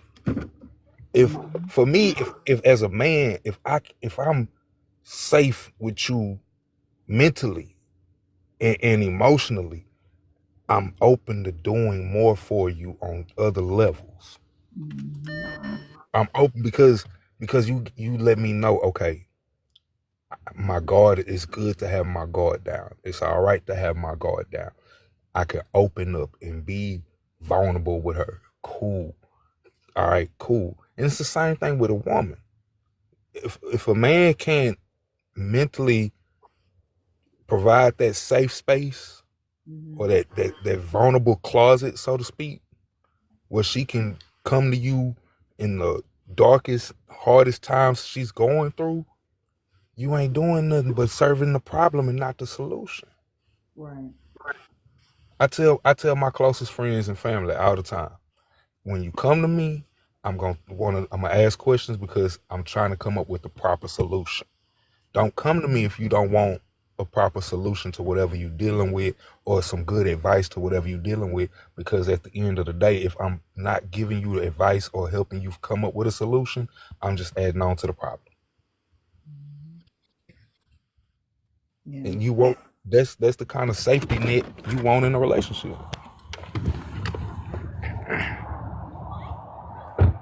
When even said that in order to feel her safe, in order to make her feel safe, he got to first feel safe.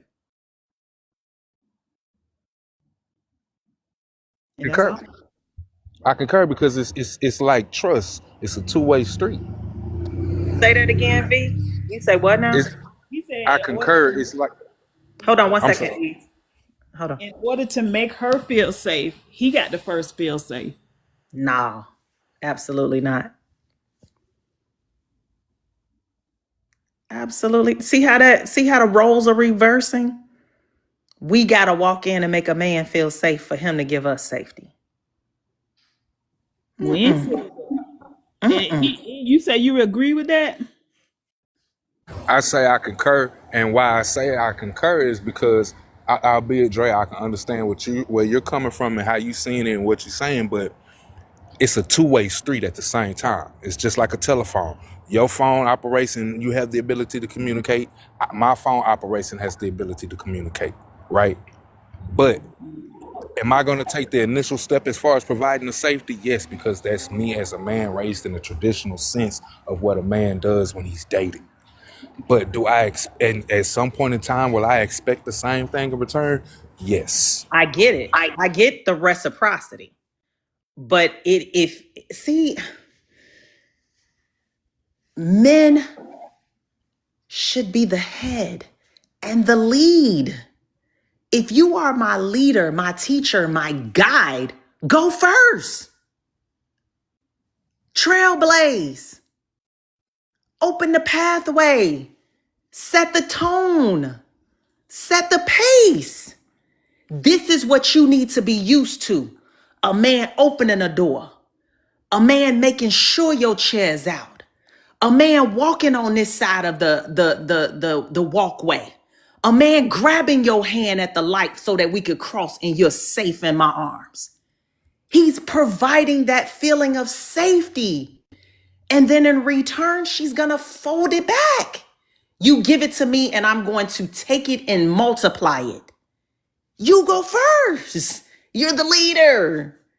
That's what I mean by his willingness to make her feel safe will pull her safety, will yield her showing him that it's okay and you're safe with me. But Well, it's gotta be on him. He the Drea, leader. I did say, I did start it off with saying I have to make her feel comfortable in whatever environment, in whatever space we're in. I have to be able to navigate the room and make sure she will be comfortable and safe in all sections of the room. I will go to that section. I will make sure she's comfortable here and let her know, hey, I'm finna walk over here. I'm not gonna bring her over there until I have made a space for her to go from that side of the room to the other side of the room. I'm going to make sure I'm straight. I'm straight in this whole space. But I have to make sure she's comfortable first and feel that thing out over there to see how comfortable she will be. That's But leading with the safety first. That's your exactly. role. Your role is to Yes. go in. Yes. Like I love Yes. it when a man invites me to a place and he Mm-hmm. say, let's meet at 7. But then I find out he got there at 6:45 so that he could go in and take a look around. I love when I hear a man saying that he's already done that. He Right. scoped the place out, got a feel for it, or he went by there the day before just to kind of see the vibe of the room and all it. He know when we walk in, he already looking for exits and stuff like that. Like to me, that is a man checking the foundation for my safety. And then guess what I'm gonna do when the plates are brought to the table? I'm looking to make sure that those plates are clean. When he opens his napkin, I'm verifying and looking over, is his silverware clean?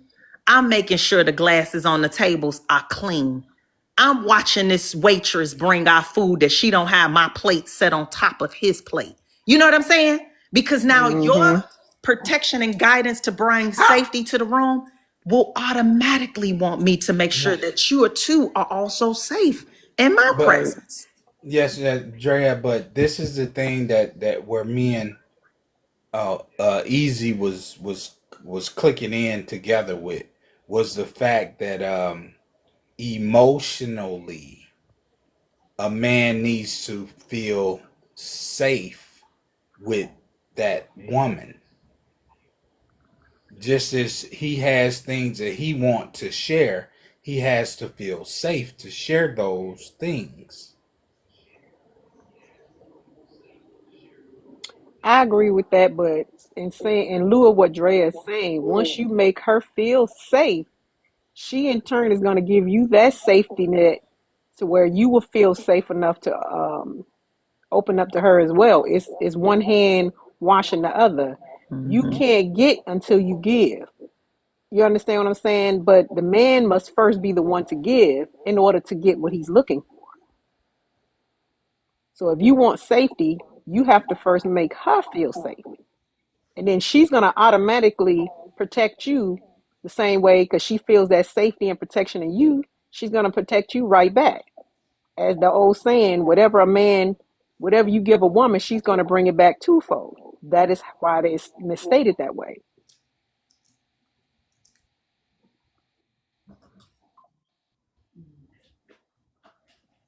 Mhm.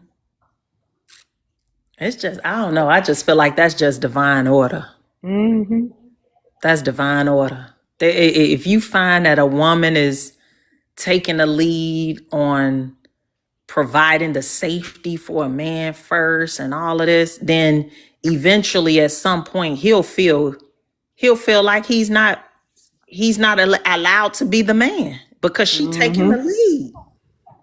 Like, nah, and I don't even think it's wise for men to even put up that pretense that it's okay for her to take off and be the leader of the relationship. No, I think it's like that of a aircraft.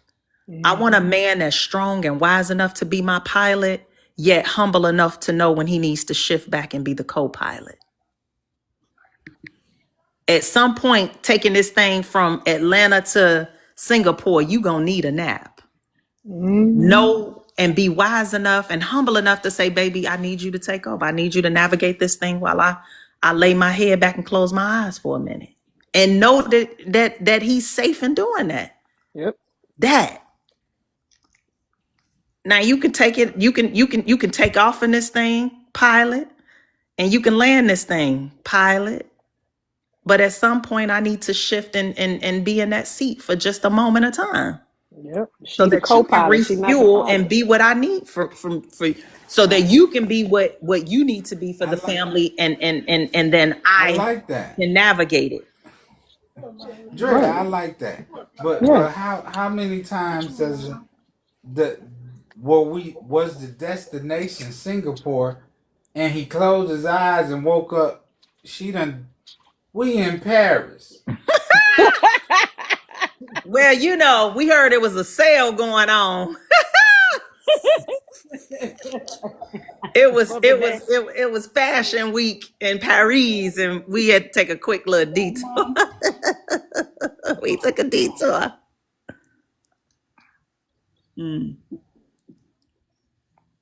But Sometimes in those situations is more along the lines that perhaps you didn't give her the safety that she needed, and you allowed her to take the lead. So when you gave her the rein, she did what she wanted to do.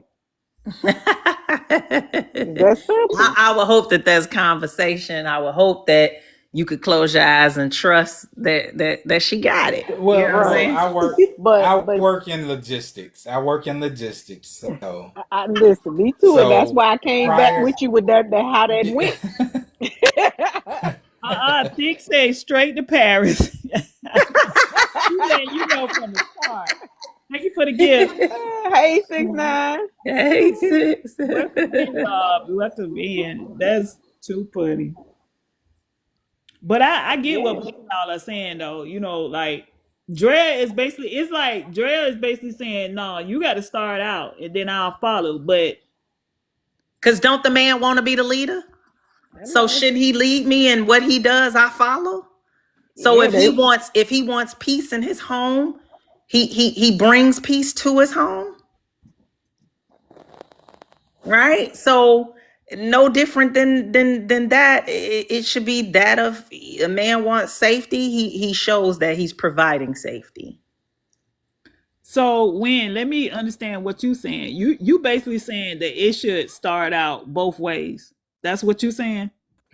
I'm saying that of course the man should take the lead on navigating, okay, and making sure she's comfortable and safe.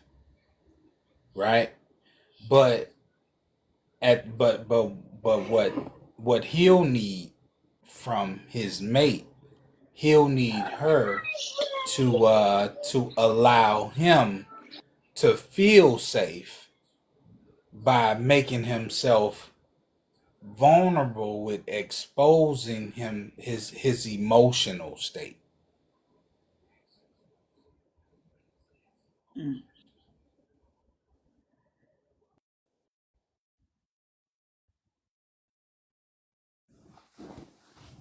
Gotcha.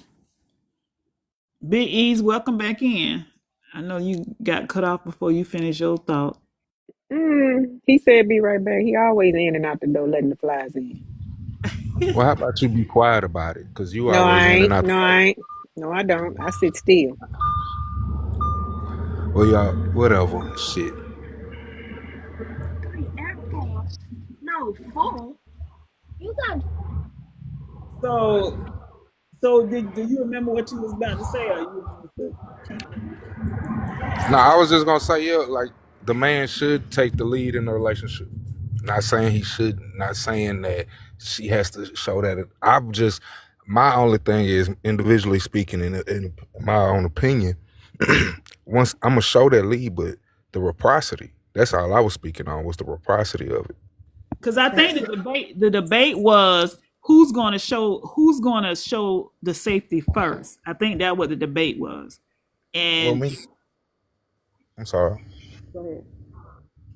I was just gonna say, with me, as the type of man I am, I'ma show it first because I want you comfortable enough around me at all times, where it's not a question of what's he got going on, what's the problem, what are we doing. I don't. Nah, we having a good time. We enjoying each other's company. We enjoying each other's companionship, and growing and learning about each other and making memories along the way. It's not a question of if I'm safe. It's not a question of does he give me that safe space, because it's going to be established. It's going to be established. That's mentally, physically, and emotionally. I don't ever want somebody around me that's insecure about anything going on, anything we got going on.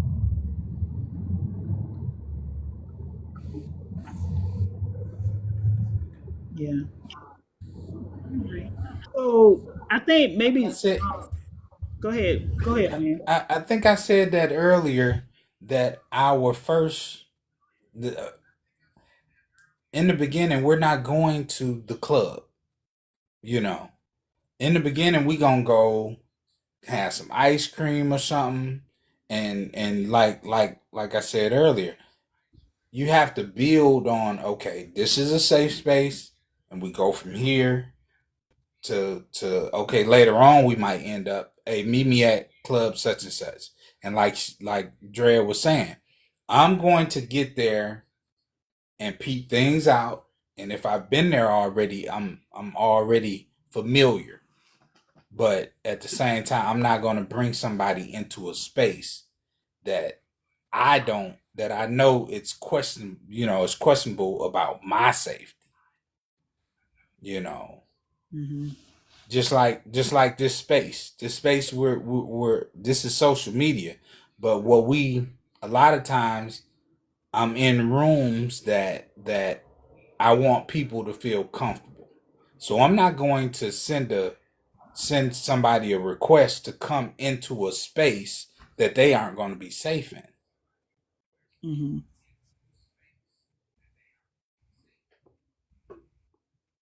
Thank you, Dred. Thank you for the gifts.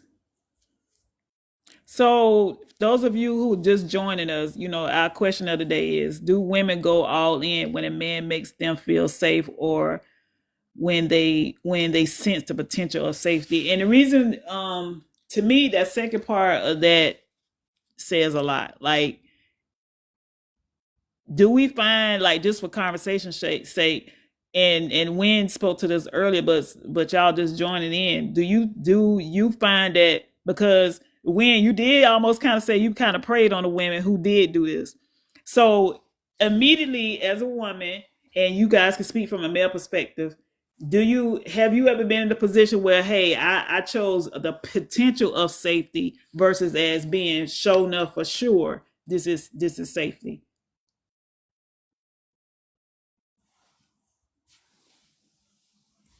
That's a question for the men or the women or For anybody. the women, so for the women, like, I mean, well, not you per se. Jordan say no, like, but do you know of a situation where the woman went all in before there was a guaranteed safety?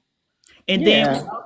we also said that there's different levels of safety, because you can make me feel safe financially immediately by paying for everything in the beginning. You get what I'm saying? Mm-hmm. But to me, that don't still make me go all in. Like, At this age, yeah, you're you can speaking speak. like now, right? Yeah, we can speak from, Yeah. yeah. Yeah. No, that's what I was saying earlier. That at a mature age, you not potential ain't gonna do it. Right. But when you're young, yeah, your perception of safety might be, hey, you got the toughest boy in the room, or you know what I'm saying, the one that pays for the movies and holds your hand when you're walking into the movies, or stepping away if somebody's coming past and they riding a bike too fast. Like you the potential of feeling safe in his realm. But as you get older and get more mature, then you start to look for the real substance in safety, right? Um, can I be vulnerable? Is that safe with you? Can I need a moment to emotionally unwind? Is that safe with you? Can I trust that you have the financial maturity to run our home safety with you? Do I trust that if somebody was coming through this back door, after hours uninvited, do I feel safe with you? You start looking for real substance in terms of him being able to secure you and your family, as opposed to, he cute, he looks strong. Mm-mm. Well, to piggyback off of what she just said, I feel like as a man, when you put away childish things, you also put away childish mindset, and you start to learn that like she said, he was a tough guy back then, but can he be tough with that money, with his spending habits?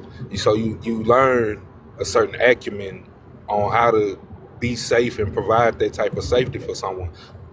When I was in my late teens and early 20s, safety to me was it off safety, So along the way, I'm like, that ain't just it no more. That ain't just it no more. You gotta be able to adapt and evolve, not just in your own life, but when it comes to relationships. Because, like they always say, what you want is what you attract. So if you want that woman that's looking for that, just the potential, the maybe, possibly so, put it on the back burner until later type of woman with a mind frame like that, that's thinking, oh, he got potential, I can help him grow, that's what you gonna get. But if you really want somebody that's like, look, it's either this or that, and if you ain't giving me this, I ain't got nothing to do with that. Because that's the type of woman, as a mature man, mature mind frame and way of thinking, and trying to do better with your life and grow, that's the type of woman you need. That's the type of woman you need around you, because anything else is gonna wind up just being susceptible to whatever bullshit you put her through, in my opinion. And like I said, I don't just bring these, I don't just, get these things out of, because I deal with a lot of people and circumstances. Even just today, like one of the things that made me bring this question is because a young lady told me, it was like that she had been seeing this guy. They first started out as friends. The first year they was just strictly friends, right? And then they went from being friends to say, hey, might be something more there. Let's take it more than just friends. Oh, thank you, Drea. Thank you for coming in. And so they was like, I went on the potential that she said he's everything that I want on paper. Like he's nice. He don't, because she don't have any children. He don't have any children. She said she didn't want somebody that don't have kids, and all this and that.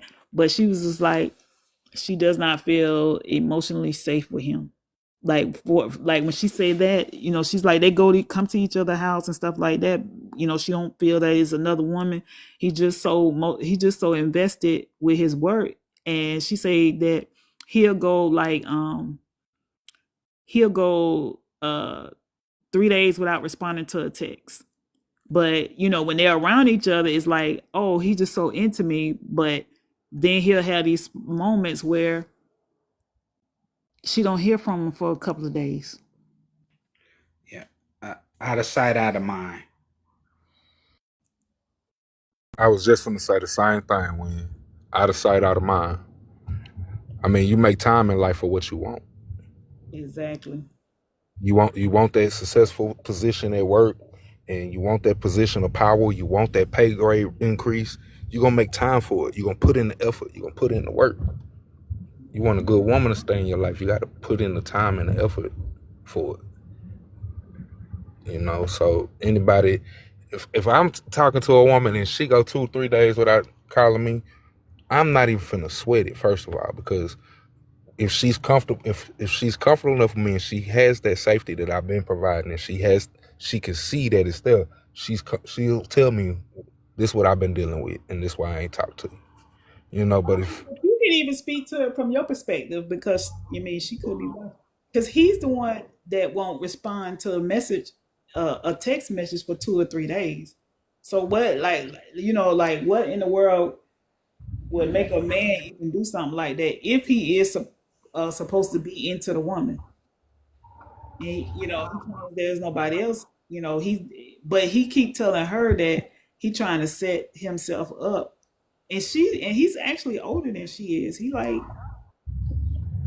8 or 9 years older than her. I mean, like you said, if he's truly into that woman, if he's truly into her, he's making time for her. He's putting in a consistent effort, and he's letting it be known. It ain't just word of mouth. That comes in with the action. Again, you make time for what you want. You put in work. Putting in work is not just flapping your gums and letting your lips depart from each other to hear yourself speak. Putting in work is tapping your feet and beating the pavement and work and putting in the effort to let her know, hey, not only do I want you in my life, but you appreciate it, your value. So if 3 days without talking, and my personal, from my perspective as a man, you go 3 days without talking to me, you either entertaining somebody else, or you ain't too bothered about me, or I'm not too much of a factor, which lets me know either I've need to go on about my business, or two, need to try harder. Because if you really are into me and you just going through something, I'm gonna feel pretty crappy later on down the road when I find out and I just cut you off because I felt like I was getting cut off. So can I ask you, how is it that you can go 3 days without communicating? Where did you communicate in them 3 days? I communicate every day when I'm talking to somebody. No, I'm talking about when you said they can go 3 days without reaching out to you. The question was, did you reach out? Because Yeah. sometimes it's them wanting to be reached Again, out to as well. I'm just asking. I'm putting myself in the perspective of what she just talked about. He wasn't responding to her for 3 days. So if I'm sending messages out to you and I'm not getting a response, and that means you're not speaking, I'm gonna file back. When you ready Gotcha. to when you ready to talk to me and you ready to deal with me, you'll come at me with the truth about the situation. I'm not finna beat it out of you. I'm not finna pry it out of you. You know, it just Agreed. is what it is. And if you don't, if after 3 days you don't, and we ain't more time than 3 days elapsed, all right, it's shit. I'm not gonna cry over something I never really had.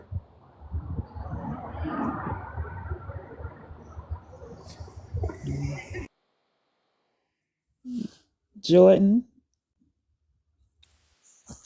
Yes, ma'am. Good evening. good evening. How you doing? I'm fine, dear. How are you? Good, good. Hey, Win. Hey, Jordan's mom, good to see you. Thanks for stopping in. Same. So I was listening to the things that were being said, and these are just my opinions. I never mean to offend or anything. Nothing is personal. I'm just giving my opinion. Sometimes it surprises me when I listen to conversations. It sounds sometimes like people are unfamiliar, with love. Sometimes when people talk, it sounds like love is a foreign thing to them. What we know to be true about love is that it does not keep count of right or wrong.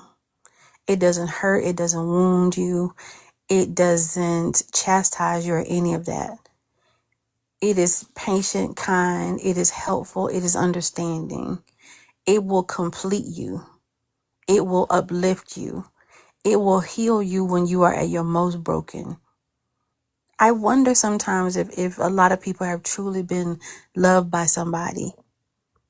If you know how to love and express love, then relationships are not, they're not a tug of war. They're not a push and pull. Men who are leaders and are about their business, They date with purpose. They don't toy with the feelings of people because they understand how love works. You choose the woman that you think is best for you. You court her appropriately. And throughout that courtship, you demonstrate for her the safety, the kindness, the decency, the integrity that you'll provide for her life. It's not these game playing. No man who is about purpose is gone for 3 days. Doesn't answer your texts. We get that people work or whatever, but what I have experienced in my life is when I text you, even if it's a quick call, I'm in the middle of A, B, C, and D. Can I call you when I'm done? They don't make you wait or worry about them.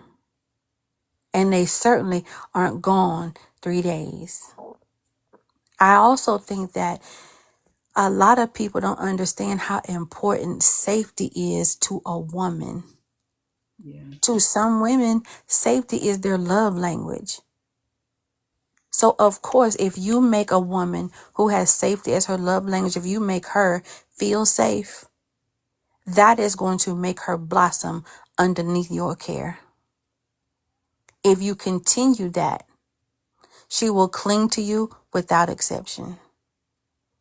I'm so tired of the men who would be leaders getting advice out of a vending machine or from some homeboy on the block.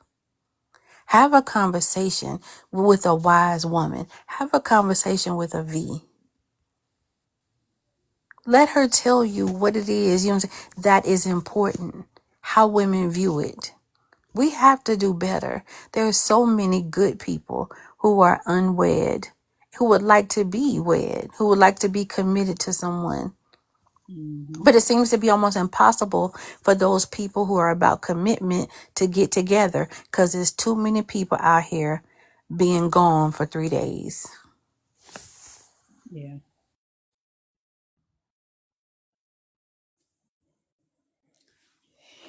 Yeah, I guess I totally agree with what you said, and that's the thing, because for anybody that's listening, especially a younger person, like, and I like the fact that you said that it's so important for a woman to feel safe, and that's what the topic of the conversation, because I know that been coming up in a lot of my conversations with men and women. And before you, I don't know if you came in before, it was kind of like a debate at first, because Wynn said that he needed to feel safe first, but it wasn't saying that he was going to discount the woman's safety. You know what I'm saying? I think, right, Wynn, I don't want to put words in your mouth. Yeah, you're right. Hey, Crypto. Hey, sweet honey, welcome back in. Yeah, but the him and what was the other guy name? But they was basically saying that, of course, it was also said that the man should be the one to make the woman feel safe first. But I don't know. I was thinking that Wynn was saying that we should equally make each other feel safe in the beginning.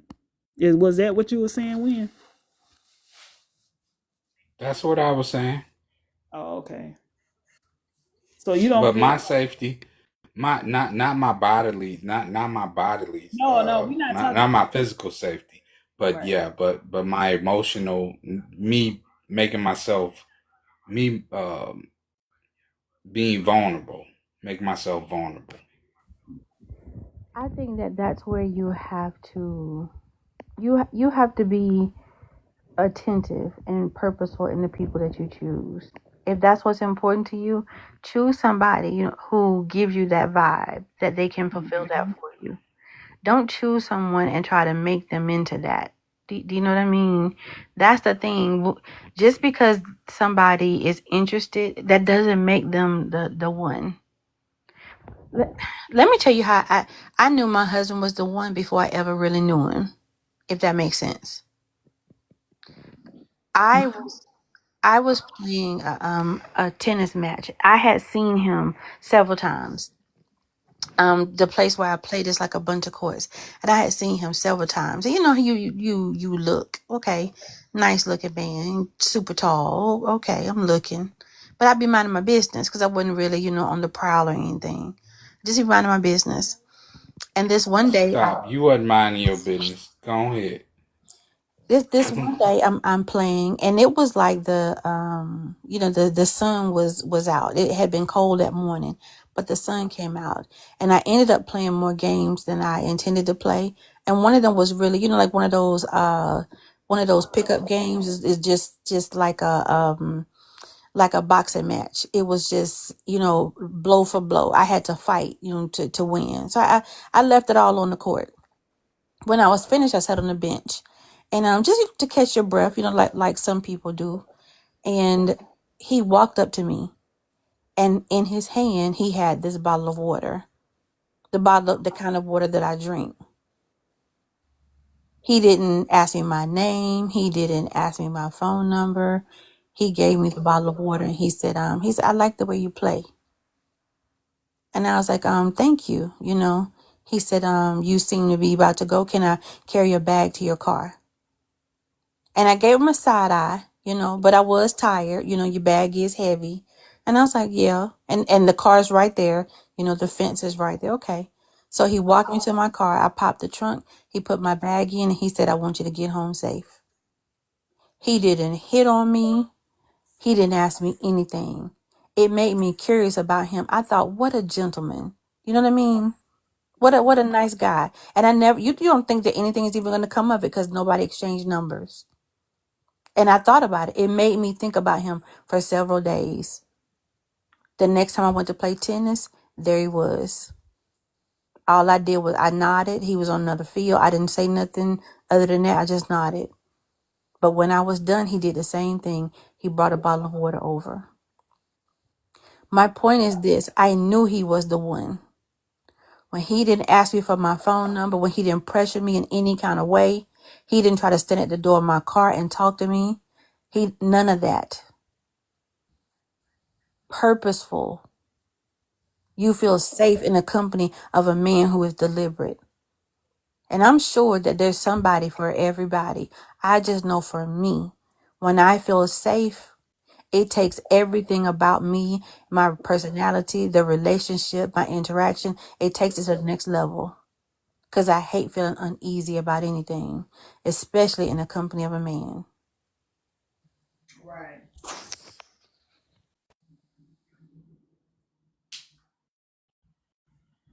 Yeah, that just takes me back to another topic we were saying that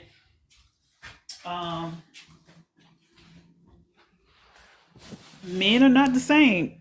Women are not the same. They say the same thing about us. Um, I was talking to a guy, and he said, things the dynamics of men and women relationship has changed, and that's why so many people feel like it's not as if they want don't want to be with anybody. They just feel like they're more at peace because it's too much anxiety when it comes to trying to date. And like I said, safety is one of the number one words that I hear coming up. Well, I know this. I know that I was married before. This is my second marriage. And what I learned is that if I'm going to date, I'm going to know who it is I'm dating. I see so many people have their entire life turned upside down by who they're dating. I think that's the anxiety that people speak about. It's hard to know who people are. And you have to make sure you're dating somebody who has something to lose, because a person with nothing to lose can cost you everything. There's too much of a hustle going on. Everybody's trying to get something. I just try to be who I am at my core. I try to make sure you're comfortable, whatever within reason I can do to make sure that you're comfortable, and so that you can know that I'm sincere. Mm-hmm. I try not to play no games. I remember one thing my husband said about me was, we had been out several times, and he asked me, if he said, "Can I hold your phone?" And I reached in my purse and I gave it to him, and he said, I said, "You need me to put in the passcode?" And he's like, yeah, I put in the passcode. And then he gave the phone right back. I didn't ask no questions. I already knew what he wanted. When I'm with him, my phone did not ring. He was wondering, if I was one of the women who turned my phone off, whatever. Nope. Mm. And I have no issue with you knowing. When I'm the type of person, when something is done and over, I cut all access to me, because you never know when it's going to be that moment. Plus, I don't believe in that spin the block anyway. But Right. I know that when I'm with you, I told you I knew before I really knew him. Something about him just, it stirred me in a way that I had not been stirred before. I'm going to make sure there is no interference from anywhere. Right. That's the other thing too. Tie up all your loose ends. Mm-hmm. Stop being like Win. He want to leave all the doors cracked. Nope. When is that true? Oh my goodness. See, crickets. Told you. Crickets. Yeah, I mean that's a beautiful thing. Like, and to me, even a lot of these conversations that we have, I feel like that the reason why I always say they don't really relate to me and my thought pattern is because I'm not I'm not going, because I don't know if you've seen a viral video with the woman not talking to her husband for 2 weeks. Um, I'm just not gonna be with somebody that I got to sit. It's okay to sit in silence with somebody, but it can't be hostility. It got to be positivity. Like, initially she said she didn't feel well, blah blah. But to sit in the house together, be in the bed together, and do life together with children, and to be silent for 2 weeks, I'm not being with somebody that is possible with. I think that we have forgotten that you have to treasure the person that you're with. You have to make them feel wanted, and you have to pay attention to them. That's on both sides. We let our ego and our pride get in the way all the time. I don't understand it. I don't understand it. I don't mind, that my husband, he it for me. He know. Mhm. Honey, don't let me be, like close to the door and I can hear the truck when he coming. Oh, honey, I'm going on the porch just to see him pull in the driveway. Mm. Glad to see him. Walk him to the door. You know what I mean? I have no shame. You supposed to me, you supposed to be like that. I don't want to be with them, because to me, if I could go without 2 weeks without talking to you, I don't really like it. But V, I want you to think about this though. I want you to think about this. How many times or how many people do we know? How many people do we know that the husband and the wife live in the same house, and they claim to be happy, whatever. And in the morning, the wife has to go to work. She gets her up, she gets her coffee, she gets her lunch, she gets herself together, and out the house, she kisses her husband while he's in bed or while he's getting ready, and out the house to the car she goes to get ready for work. How many people do we know like that? A lot, right? A lot. My husband does not let me go out the front door unless he walked me to the car. Mm. He does not let me go out the door. He got a brother, Jordan. Yeah, But in all seriousness, it does sound like that you have a guy that I would say have like old school values, because you and I both don't been around in a lot of conversations around here, and even me, by me working in the community dealing with different people and stuff like that, like things, to me, that type of stuff right there, that type of chivalry is not as talked upon or even done as much as it was back in the day. that's true, V. But let me tell you this. Would you believe me if I said my husband told me that he never did that for anybody else before? Let me tell you what happened. One day we were sitting on my porch talking about something, and at my house I didn't have a garage. I had we call it a four square where I am. You have 4 pieces of concrete. One car can go on 4 pieces on each piece, so you could park 4 cars there. If that does that make sense? Mhm. Okay, so I had the one car at the time, and when I would come home, I always back my car into the four square. I back it at an angle. And when he would come to visit me, he would make fun of me for backing the car like that. He's like, why don't you just back up straight? He asked me one day. And so I explained to him, when I leave this house in the morning, it is pitch black dark. I want the shortest distance to my car door because it is dark. When I leave the house, there's nobody stirring in my neighborhood except me. So when I back the car in, the driver's side door is on the little walkway. I could come out the front door to the walkway. There's a light that comes on. It's not a far walk. Hop in the car and go. And then when I back the car in, when I come in the evening, I can see if somebody comes in the yard or if somebody's following me before I get out of my car. Mhm. All he said was, okay. That's all he said. From that day forward, he never let me go to the car by myself again. Mhm. So it's not that that's how he was raised. He paid attention to what I told him and made the adjustment. Mhm. Yeah, I don't always agree that that's an excuse why, certain people do certain things. Yeah. And people, and we have to agree that certain people are going to be different in certain relationships. But it sounded like y'all had an immediate connection.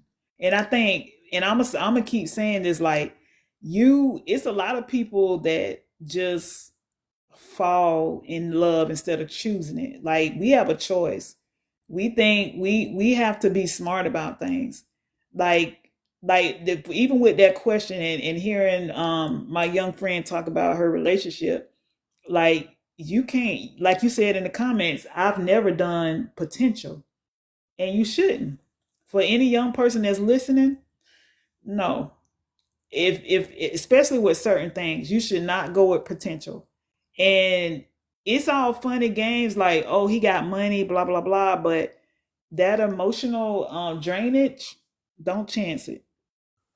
Money don't mean nothing when it comes to certain things. I no, give me a hard-working man any day as opposed to somebody who just got money. Because what I have learned is people who have money, they have habits, they have proclivities. The expectation is different. Hmm. It is just different. And I think also that the what is different for a lot of women is having an example, having a father or a grandfather in your life to say, this is what's appropriate. Let me treat you this way. Because when you get the attention of a man, when you get the advice and that warmth that a man provides early on, that, those affirmations, I think they shape your self-esteem and help you become, who you're destined to be. You don't grow up so thirsty for the affection of a man. Right. I think that makes a huge difference. And I have always said, I think I'm so well rounded because I had my father and my grandfather. They were so kind to me. My father taught me what not to accept. Cynthia, welcome in, y'all. Welcome in. Yeah. And that's good. Like, that's and like you said, this is your second marriage, but I'm pretty sure going into this, you learned a lot from your first marriage. That say, hey, there's certain things I'm not gonna, if I see it, that's, I'm gonna believe it. I did, but the first time I was married for 12 years, so it's not like, I was, the marriage was short. I was married for 12 years, so I had a long time to understand what it's like to be a wife and how to navigate that. And again, I come from a situation where I saw how my father treated us. I tell this story a lot. My father said to us when I have 3 brothers and myself. And most places my mother went, I would go with her. And when we go someplace, my father always Just like my husband, my father always opened the car door for my mother. My father he would snap my mother's seatbelt for her. He'll reach over, pull her seatbelt, click it, and he would kiss my mother. And as I got older, I asked my dad, certain things, or whatever. And my father said, like, I asked him about his friends. We had a house that was maybe 2 miles from my grandparents' house. My father had lived there his whole life in that small place. He knew everybody, him and his brothers. When his friends would stop to see him, they never rang our doorbell. Never rang our doorbell. They would pull up to the curb and they would blow their horn. If my father came out, they all stood out there, talked, did whatever. If my father didn't come outside, they pulled off. They never rang our doorbell. We never had those. You know how a lot of people do now, have those house parties and things like that. We never had that. If there was cards played at our house, it was my uncles and their wives. It was no other people in our home. And so when I got older, I asked my father, questions, trying to understand certain things. And my father said to me, "It is my job to keep you and your mother safe." He said, "Why would I invite some stranger into our home and your mother got to hide in the bedroom, or she got to go change her clothes, or you got to, fix your hair or do whatever? Why would I have your mother waiting hand and foot on somebody who's not me? Somebody who doesn't get that kind of treatment. Why would I put those people in your proximity so they can create a familiarity with you?" You talk about protection. When I paid attention after I had the conversation with my father, and I realized my grandfather was the same way. At his house, everybody talked about grandfather at the fence. His friends never came inside our fence. And I said, look at that. And now we live in a time where a husband will invite his coworkers over to watch the game. And you give them a cocktail or whatever, so they're under the influence in the presence of your wife, or sometimes your kids as well. That's a recipe for a problem. That's not keeping your family safe. You're inviting the opposition in. Mm-hmm.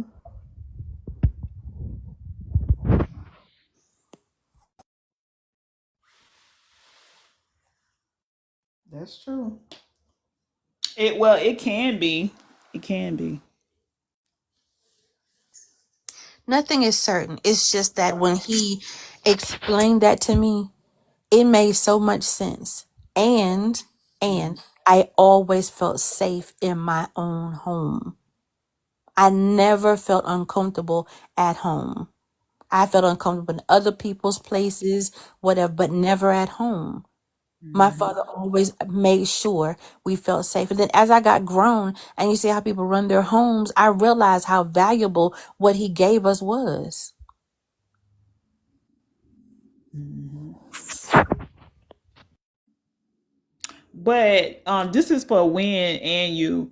Like when we talk about stuff like this, do you think that back in the day it wasn't really a conversation, it was just done, versus today where everything is a topic, is up for discussion, you got to make sure you talk about it?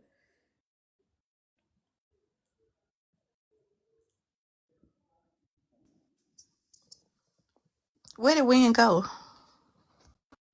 Oh, I'm right here. Yeah.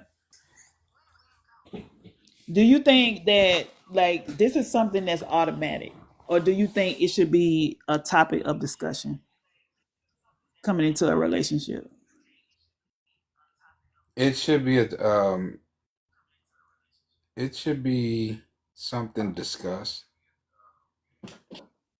Also, when you get to know somebody, when you getting to know somebody, you know they'll tell you about their um, about how they grew up and the character of their granddad or their grandmother, you know, and in those discussions, men need to be attentive to to how the environment that person was raised in, and if you know good and well, you know nothing about protecting your family in that manner. Like you was raised in a house where it was car parties every 3 days.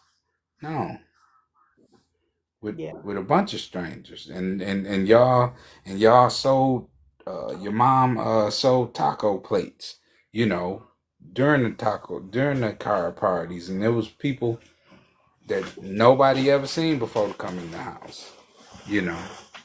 Yeah, discussions need to be had. I also heard this guy on a podcast. He said that you should never discuss your women should never discuss their trauma with men. Um, like if you don't have trauma in your childhood, they said that you shouldn't be, in the dating scene, you shouldn't be discussing that. I Whoa, whoa, whoa, whoa, I whoa, whoa, agree. whoa, whoa. You agree? I don't agree with that. And the reason why I don't agree with that is for the same reason earlier.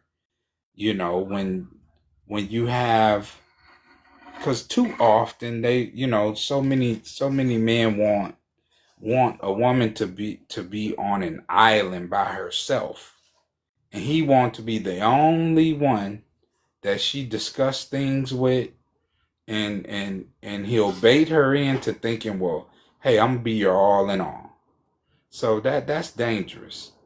That no, to being healthy as a human being, you have to have some interaction with other human beings. And if and that's where a lot of us men are messed up at, because we we feel as though, hey, I can't talk about this and I can't talk about that. And um that's how illness manifests, by keeping stuff bottled up. And that's why women live longer than men. I'm gonna say this. I agree with the gentleman. I don't think that you should ever discuss your trauma with a boyfriend.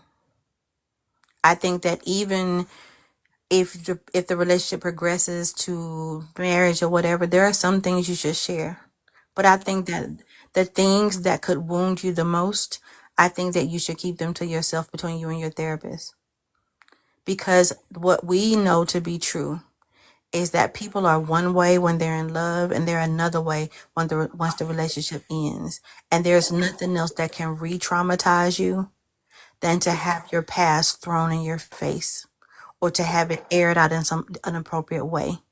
And I'm sorry, as long as I live, I will always say that when it comes to topics such as this, men are insensitive. They seek to strike and to wound you without understanding. Some wounds are forever. When you have the person who you cared for, the person who you loved, the person who you thought was your forever, when you have them betray you in that way, it is almost insurmountable to overcome it. You talk about broken. That's a re-victimization of a person who's already wounded. You most certainly should keep things to yourself. Even my grandmother said to me, "You don't have to tell a man everything." Mm.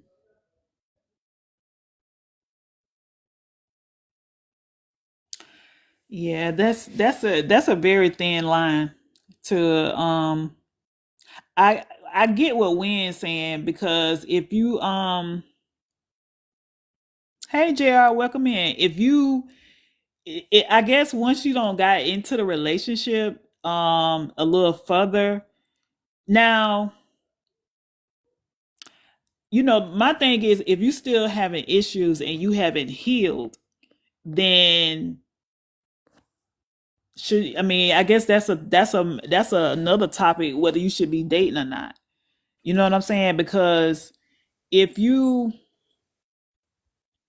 I guess Win is basically saying he want to know, hey, have you been abused before, or what kind of trauma you got going on, so I can know how to deal with you. Is that your point, Win? Yeah, that's my point, because initially, I need to know that if this door closed too hard, there could be a reaction that, oh wow. And then, but see, now I got to figure out what's going on with her whenever a door closes too hard. it's something that she's not telling me from her past, that trauma, that she don't trust me, that I'll be sensitive to, to she can confide in me. There is nothing wrong with disagreeing on a topic. I think in this matter, I do not agree at all. I think that people's trauma belongs to them. It's their story to tell. And no one can have an expectation of understanding or being told about that trauma. Nobody. Hmm. Because every time you tell a particular story, every time you allow questions, and that's the other part that makes it difficult. You may wish to share a portion of your trauma, but the difference between men and women is often you all want to understand why. You know, the most hurtful thing you can say to somebody who's been victimized is, what did you do? Or why didn't you do anything? Why didn't you tell somebody? Those are the questions y'all ask.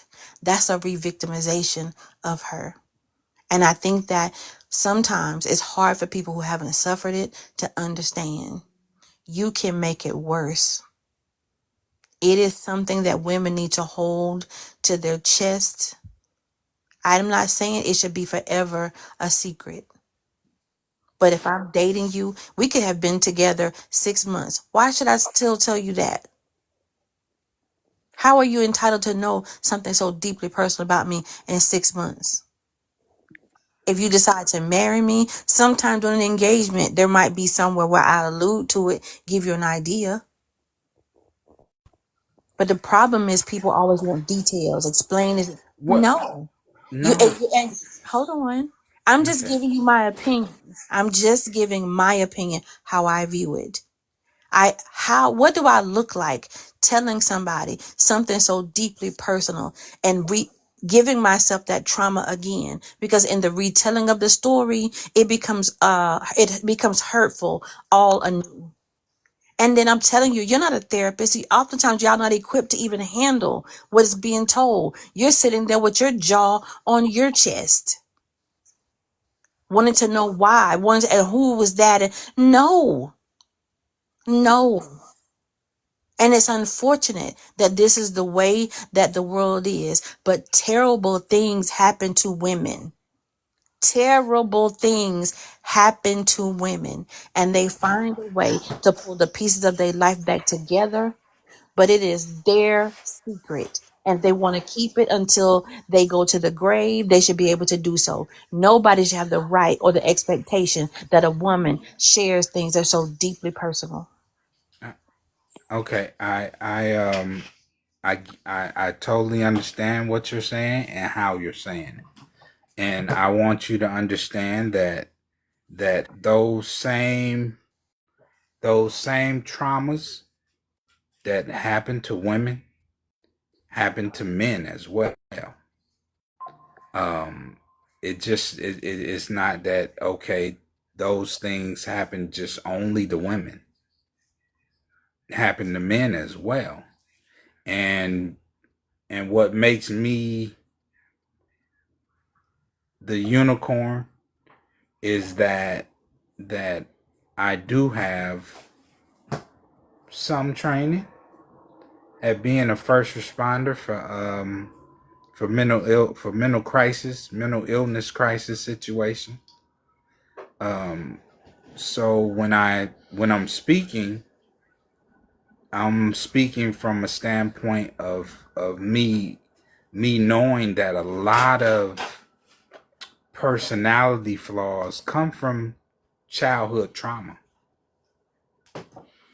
and many have not gotten over something that happened to them when they were a child.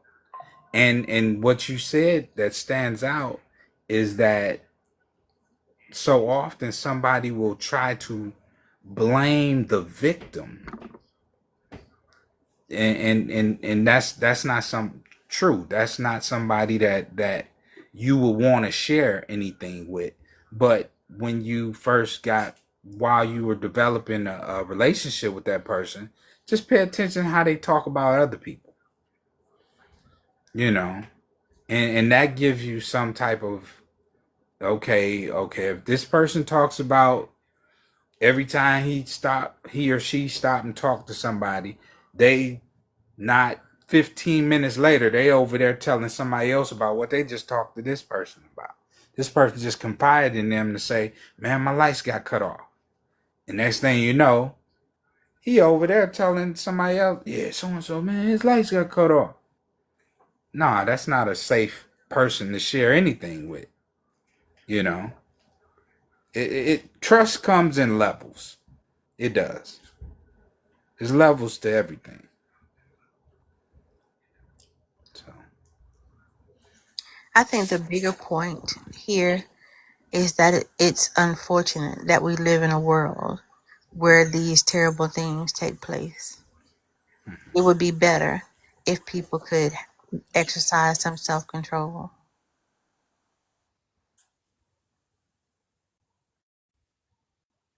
but where my thing is what the takeaway I want is for victims to understand that whatever happened definitely is not or was not their fault, and and healing comes about when you're able to speak about it and share it, and with you sharing it, you're not just sharing it because hey, I got to, you're sharing it because there's some other people out here in the world that has happened to. Again, That we can agree to disagree. Some things never have to be mentioned again. That's the difference in people. Some people, they function that way, especially men.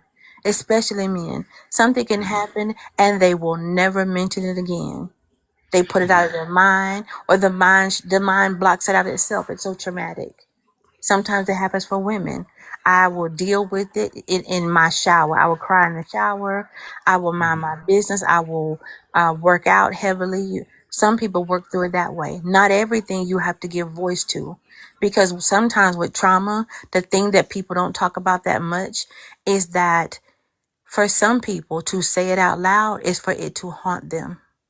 Some people can operate better keeping things closer to their chest. It's different for every person. It's different for every single person.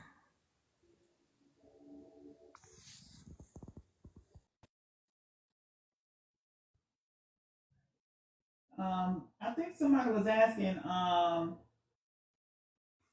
what was the topic, and I guess the question was, would you?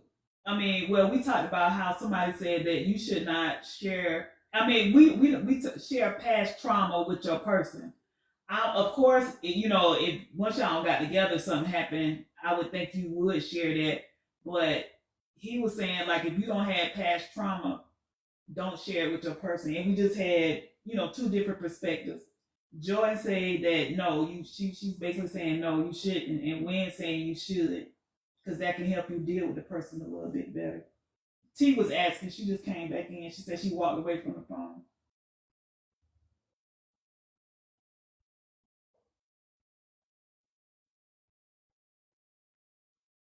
I think that's a hard thing.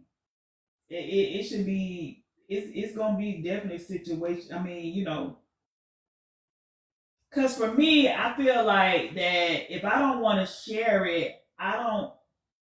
Of course, if you just dating somebody, Joy, was you talking about even after you don't got married, you don't want to share it either? No, remember I used the example, even if you've been with somebody 6 months, still, that's something that's deeply personal. No. I said, but if you find yourself engaged prior to the marriage, somewhere along the engagement, you can allude to it. But even then, you don't owe that person details. You don't owe them a why. You don't owe them a who. You can offer the generals of it. But what makes it a problem sometimes is people want to inquire. When we talk about safety, you have to give people the space to share something with you. Even in the sharing of the trauma, it has to be the right environment. Don't push. Don't inquire. Don't ask names. Don't they people want to know too much. Allow it to come, to fruition naturally. There will come a day. There will come maybe 6 years into the marriage, there'll come a day when you're in the car and she'll tell you from her heart freely. But I don't like this expectation of knowing. Trauma is so deeply personal, and far too often we see things weaponized. But Listen, Jordan's mom, for as but are you going to sit and listen to your that this goes for men and women? Are you going to sit and listen to your partner cry in the shower for 6 years? when I mean no disrespect, but when women cry in the shower, y'all don't even know. I mean no disrespect. People can be dealing with things and you won't know. And even if you do know, even if you suspect, it's not your job to pull it out of her. It should that knowledge, that truth Yes, should be. If I could, you're if I correct. could, if I could, Go ahead. it Go ahead. not whatever her story is, whatever that knowledge is, it should be freely given, not coerced, not blackmailed. Yes. Yeah, but it should I'm be. I'm going I'm not going to pry. Yes. I'm not going to pry. But I will let it be understood that yes, when you're ready to tell me, you'll tell me. But for that's a lot of years. That's a whole lot of years. So I'm gonna tell you this story. This is a true story. V, you there? Yeah, I had to step away for a minute, but I'm listening. Okay, so this is a true story of a coworker of mine, and I pray she's not listening, but she's probably not. Listen to this. So there was this lady that I work with.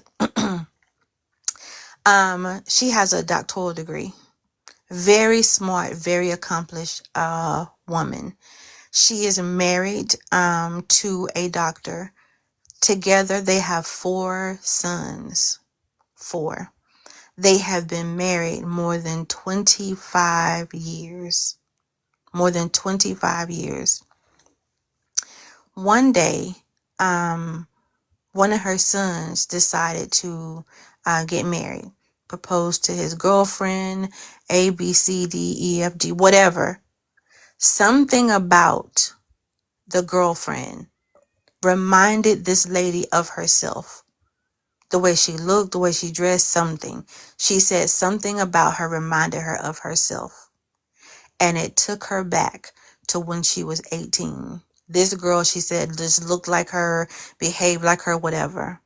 When she was 18, she wanted to go to her friend's house. And her mother told her that she couldn't go. She snuck out of the bedroom window to go to her friend's house, and something bad happened to her. She never told anybody. Never told anybody. But she got pregnant. And she went to her mom. By the time she explained to her mom, she was 5 months along. And the mother said, we have all these plans for you, your education, what do you want to do? So they decided she was too far along, to end it. So she decided to have the baby and to put the baby up for adoption because of the circumstance that the baby was created in. And so her mother helped her facilitate everything. She put the baby up for adoption. A year goes by and she goes off to college. She took a year off because of the trauma. She goes off to college. She does very well. And she meets her husband when she's about to graduate. They get married. And like I told you, they was married for over 20 years. But something about this girl that her son proposed to reminded her of herself. And after their engagement party, she told her husband, I got us a hotel room for the night so we can relax and enjoy ourselves. In that hotel room, she told her husband what happened to her, that she had had a child and that she had put the child up for adoption, and that come Monday morning, she was going to go try to find that child. Her husband wanted to know all the details, what A, B, C, D, E, F, G, whatever. It ended up, instead of her going Monday morning to look for her child, like she said, she had to take a week off work. Because in having to relive all of it, it traumatized her again. Now she pulled herself back together. She got it together. And her husband, because they had had such a full life together, said, "You're free to go and find, the child. But I don't want our children to ever know." She said, "No. You can leave me. You can divorce me, whatever. If I find him, I want all of my children to know each other." She went and she found him. She hired a private investigator. She did all the stuff, and she found her son. He was healthy, happy, raised by a wonderful family. And when that son who had proposed to his girlfriend got married, her firstborn and his family came to the wedding. This is a true story. The husband did not understand why the wife didn't tell him. Before I tell you what she said, do you understand why she didn't tell him when?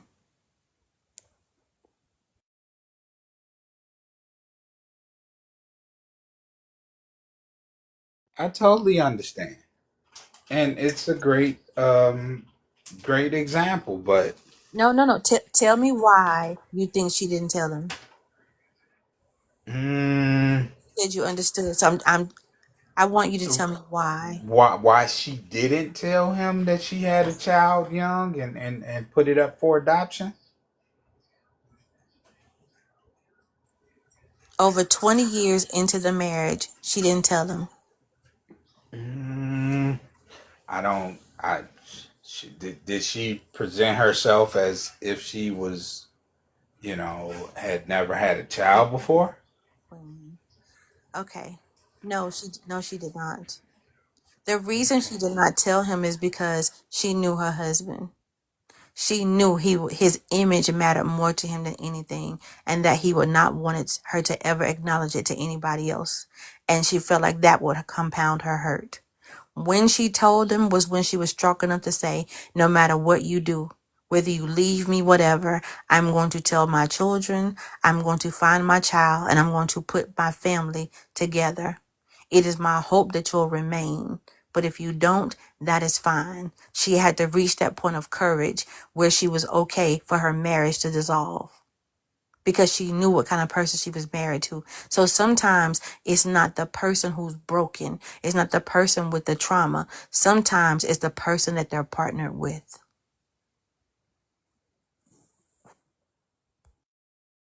Yeah, I get. Okay, yeah, I get that. I get that, and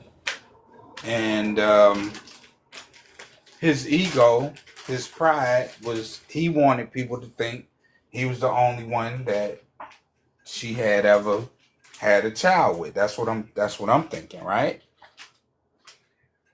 He didn't want anybody else to know that no, she had a child before she got with you. And that's she wanted to spare his ego.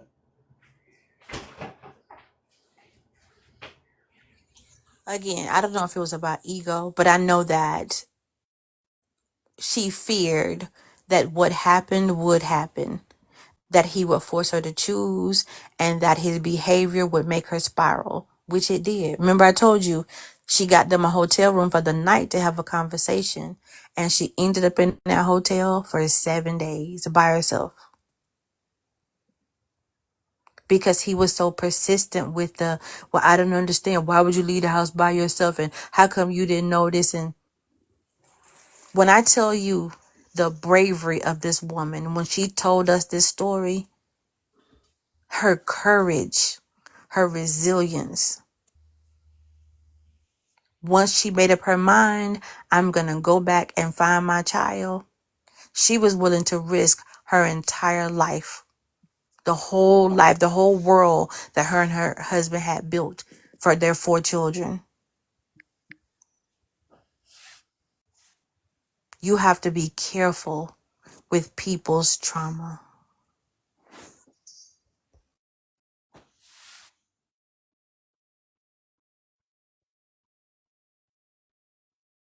Mm-hmm. V, get this. Remember I told you that the son and he was married. Him and his wife and their kids came to the other son's wedding. When they took pictures together, why did the firstborn look just like her? Oh wow. He looked just like her.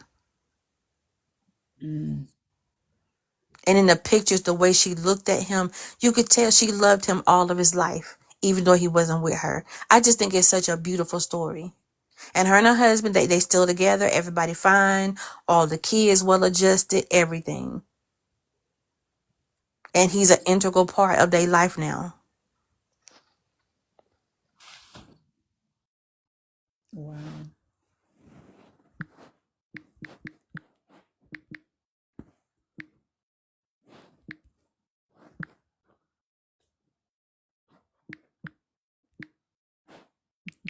Yeah.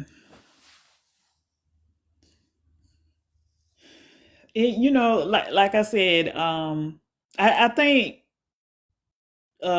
when did you have something else you wanted to add? That is a tough situation. But I mean, I get what Jordan was saying too. Why? I get what I get it, and I get it, and I get it. But those were a lot of years deprived of. Hey, that's my brother. Because me, I have siblings that. Okay, my dad have other children, and I'm the outside. I'm the outside one, and I'm the only one with my mom. Uh, children, my brothers and sisters. I'm the only one with a different dad. So, so to know that, hey, or to later on find out, oh yeah, your brother is X number of years old now, and my mom and my brother and their mom came to an understanding. Hey, we're not going to keep them away from each other. They need to know who each other are. I grew up visiting my brother and them in the summertime, but at the same time to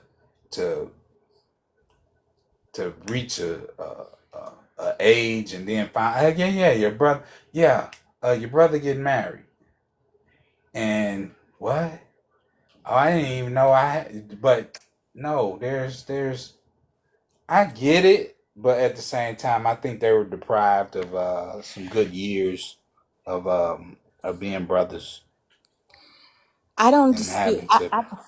I don't dispute what you're saying. When they were deprived, but is there a part of you that can understand what happened to her traumatized her so much that she had to pack it away, or otherwise she wouldn't have been able to function? Can you not understand? This woman was, I think she said she was 17 or 18, and she was attacked on her way to her. It was bad. Yes, And so I can to, totally understand. I'm not being insensitive to the trauma at all. Um, but there was a child that came about from that, and yes, okay, but I get it.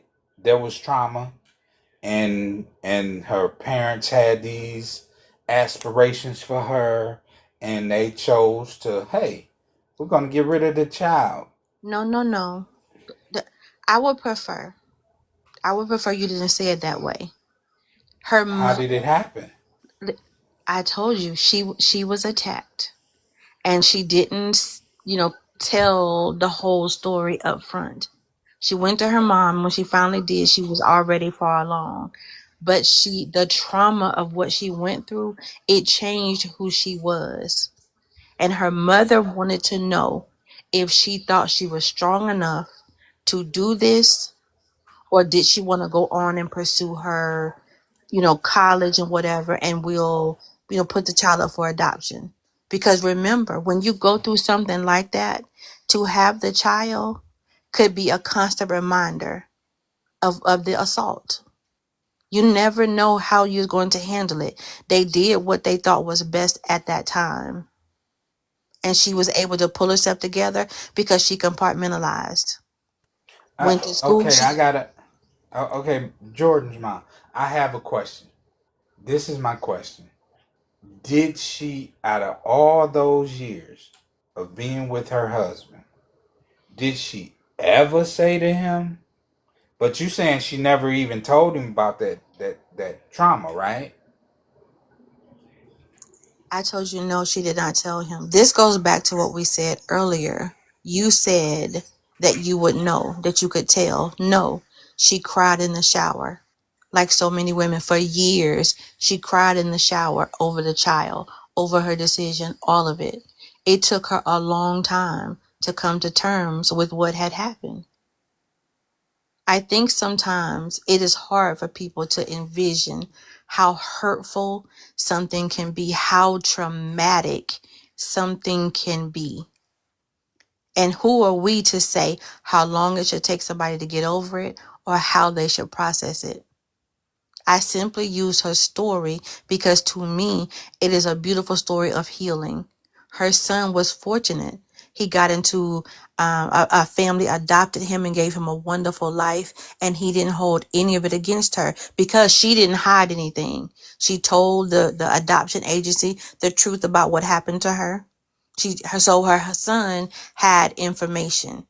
He knew how he was conceived and he held no ill will toward her because she was 17. And I thought the beauty of it was a lot of times in those situations, you have a fear that the child will look just like the perpetrator, but he looked just like her. And I thought, how beautiful is that?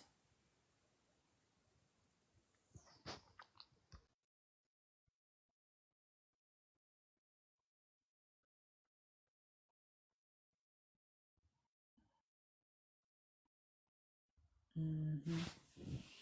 So basically, even with that, when like so, I guess what you're saying is even in that situation, you're not being insensitive to the trauma. However, you thinking with that being that many years, why she never revealed that she gave up a child? Is is that what you was questioning? Oh, he on mute. No. What my thought in it is that trauma, right? We often talk about when we fell and fell on a piece of glass when we were a child. Yeah, I fell because I knew that situation, and that was not his stranger. That was her husband. You know, that was her husband. I think he should have had, you know, So if you and was in that situation, you would have felt a little betrayed. no, not Oh, betrayed, but just I would feel some type of way that you didn't trust me enough to share that information with me.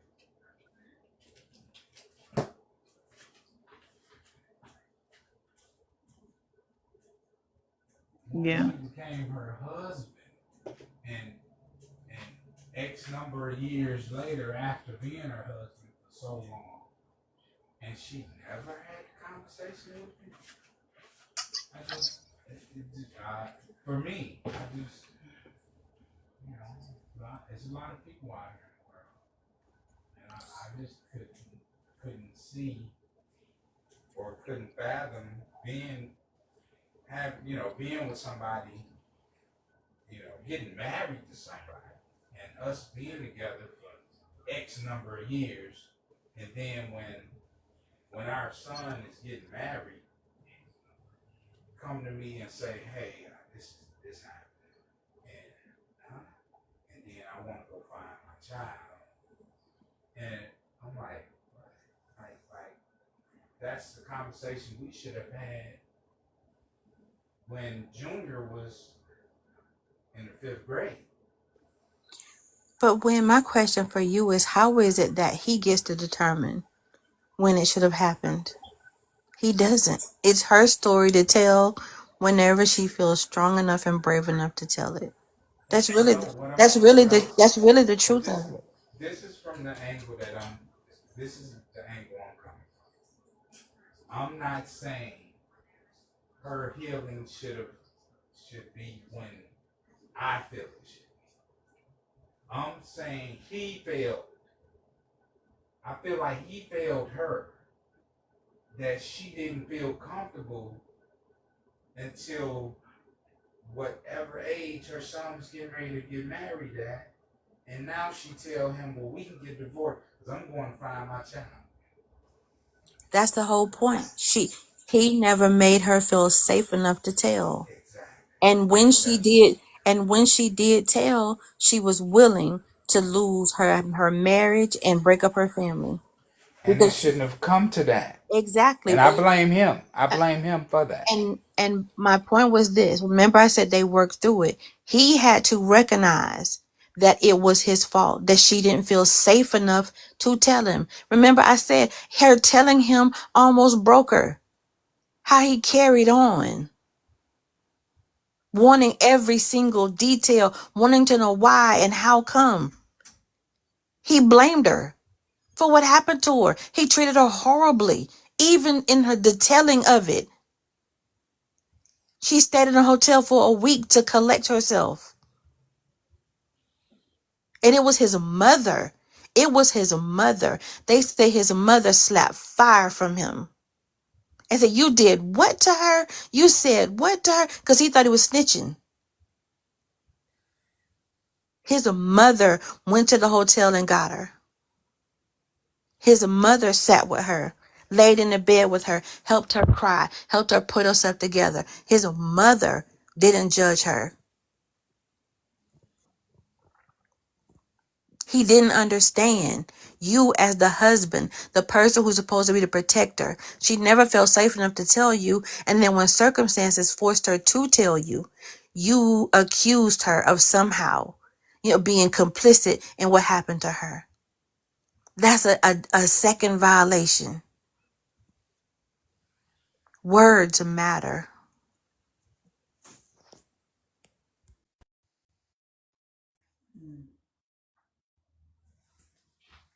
Yeah.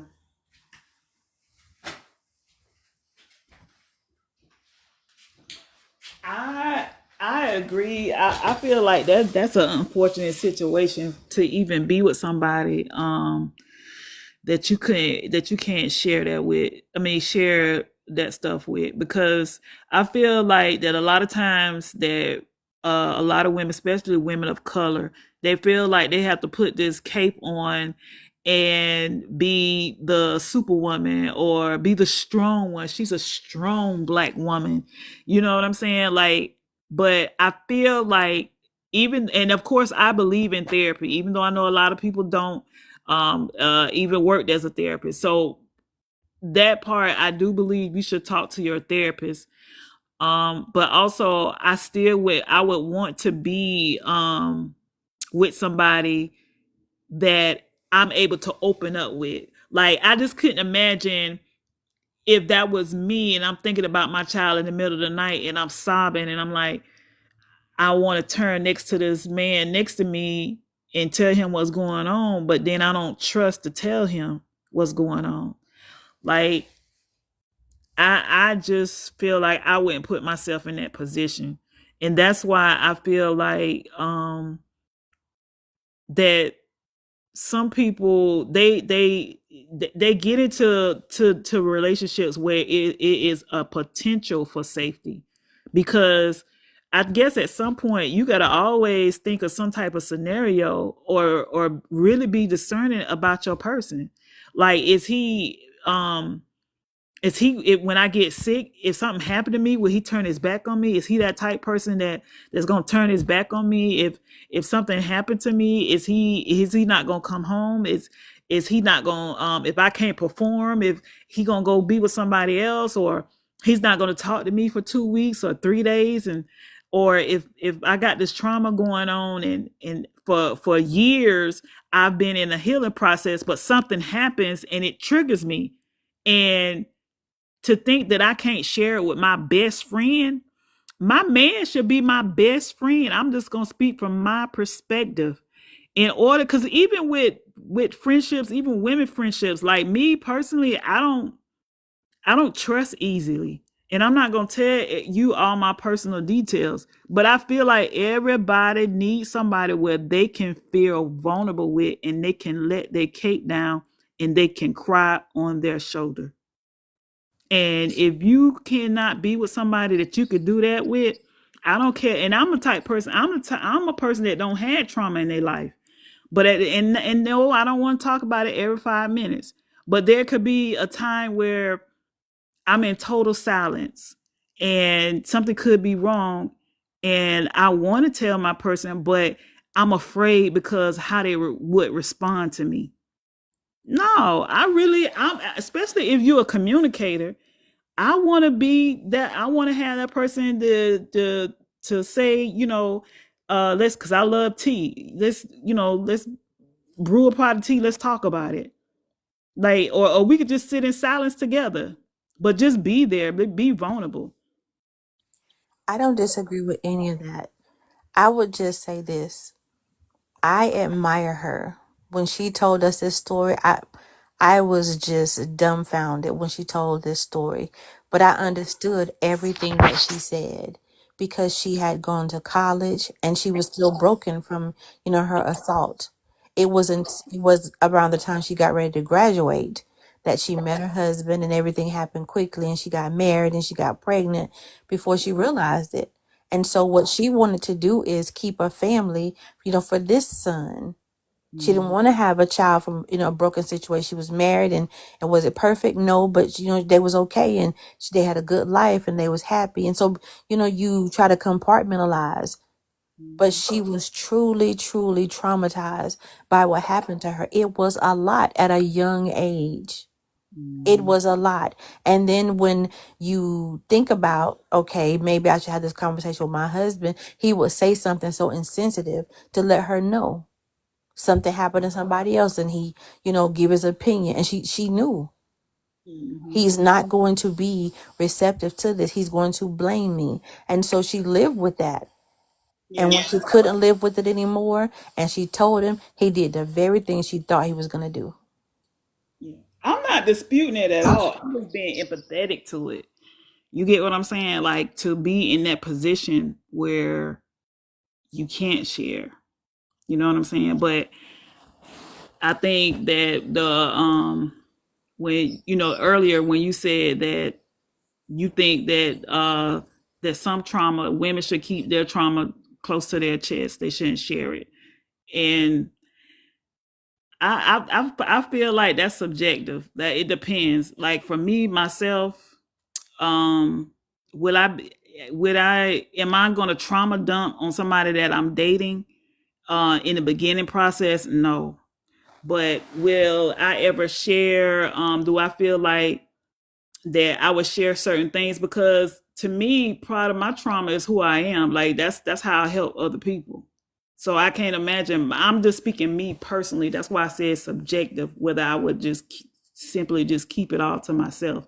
And in that person, that story that you told us, I don't dispute that at all. And I would be very empathetic and understanding of how she handled it. She handled it the best way she could. So that to me, it wouldn't be a back and forth for who was right or who was wrong. Cause you know what I'm saying? Like that's and when it's just speaking from a man perspective. Even though, and like you said, if you hadn't actually been through that trauma, then maybe, you probably, you still gonna be asking these questions. And I get what you were saying. He was asking, she didn't feel safe with him, which is unfortunate.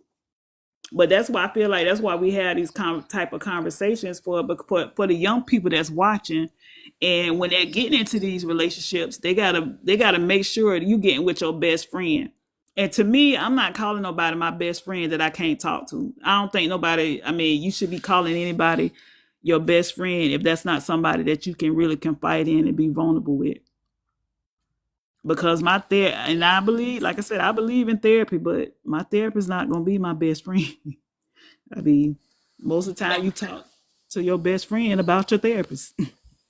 Again, I agree with everything you said. I just know that this story moved me when she told us, because in fact we learned shortly she had taken off work for the wedding and come back, because she, being a mother, she planned a lot, so she had taken off a lot of time to do the planning, and when she came back she brought pictures, and that's when she told us the story. And I thought, how courageous of her, and how beautiful it is for them that now everything is back and blended, and everybody's okay. But it goes to your topic. That's why I told the story. It does, She, yeah. she did it. She was married for over 20 years to someone, and then she didn't feel safe to divulge that. Yeah. Like I said, I think that was a very good example. And it's okay, like, we having a conversation. I think it's good because people could be listening, um, and realizing, hey, it might be some things that I need to change. You know what I'm saying? Because I think everybody perspective is valid. Like, because literally, I mean, Jordan, you can agree that it's probably a lot of men that's thinking the same way that Wynn is thinking. I don't think it's a matter of you know what I'm saying. I don't think he was trying to be insensitive or anything. Well, my hope would be that he doesn't think that I thought that. I just, when we have these conversations, I always try to keep in mind that there's people in the comments listening, people in the corridors, and that's why I ask him the questions the way that I ask him, because it goes toward the prompt. And if the husband can understand Mm-hmm. I betrayed her by not allowing her to feel safe, Mm-hmm. fixing that can then change the trajectory of the marriage, which Right. it did. I told him his mother, it took his mother getting his mother fixed it. She said he did what? He said what? And his mother had a talk with him, and he realized you re-victimized your own wife. You were not supportive. Right. She is almost justified in keeping the secret from you, because look at what you did with it. And then the minute she told you, what did you do? You call your mother and told. You call your mother and told. How do you? It's her story to tell. That's the other part. Yeah. People think because I shared it with Win, he's like, well, V, guess what? Jordan told me. Is it what? Mm-hmm. That's a betrayal as well. It is.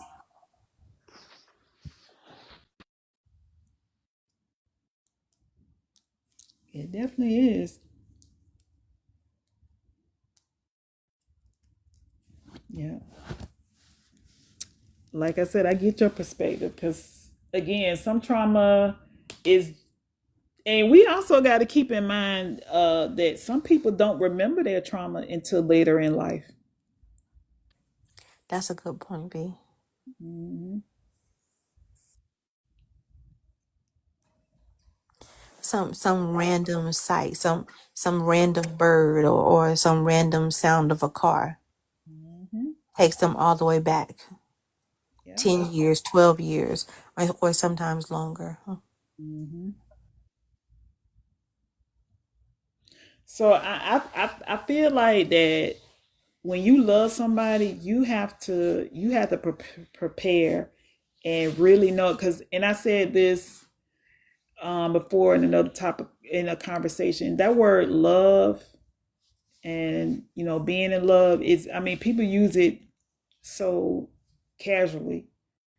um when you're just dealing with people in general, we have to really, like, really know what we getting ourselves into, because something, I mean, anything can happen, because again, somebody could just remembering their trauma in the midst of our relationship, something that they forgot years ago.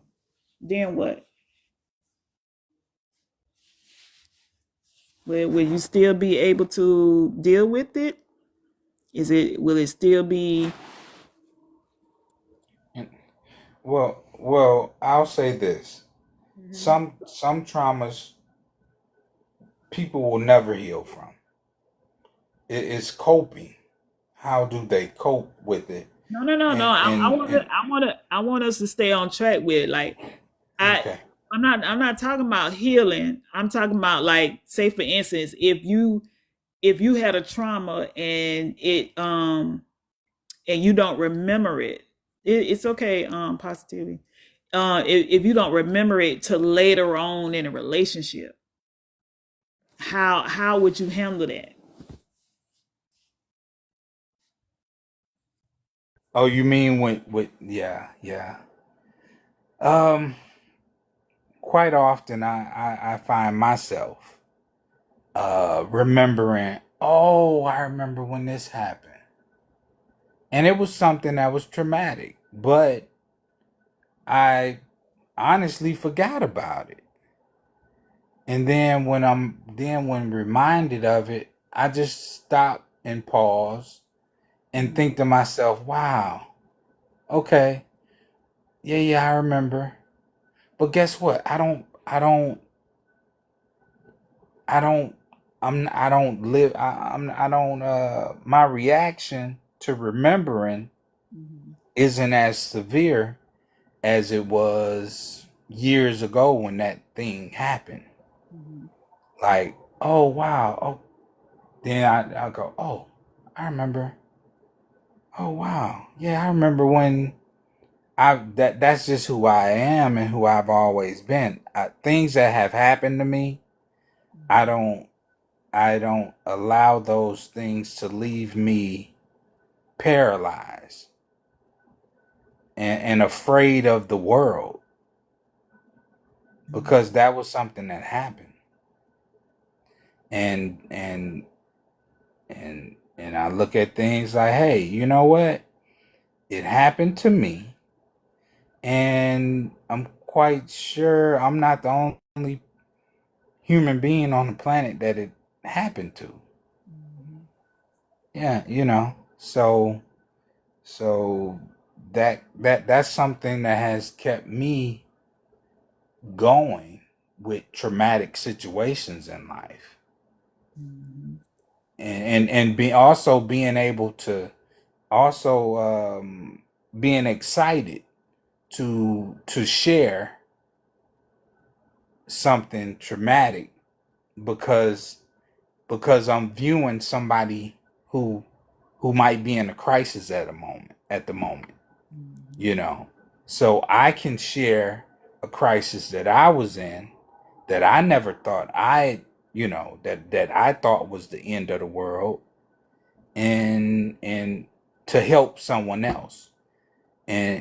And besides only just helping somebody else, just um confiding in different people throughout the years that that would help them to choose to confide in me because I share something and then they feel like, okay, he shared something genuine and then they share something genuine,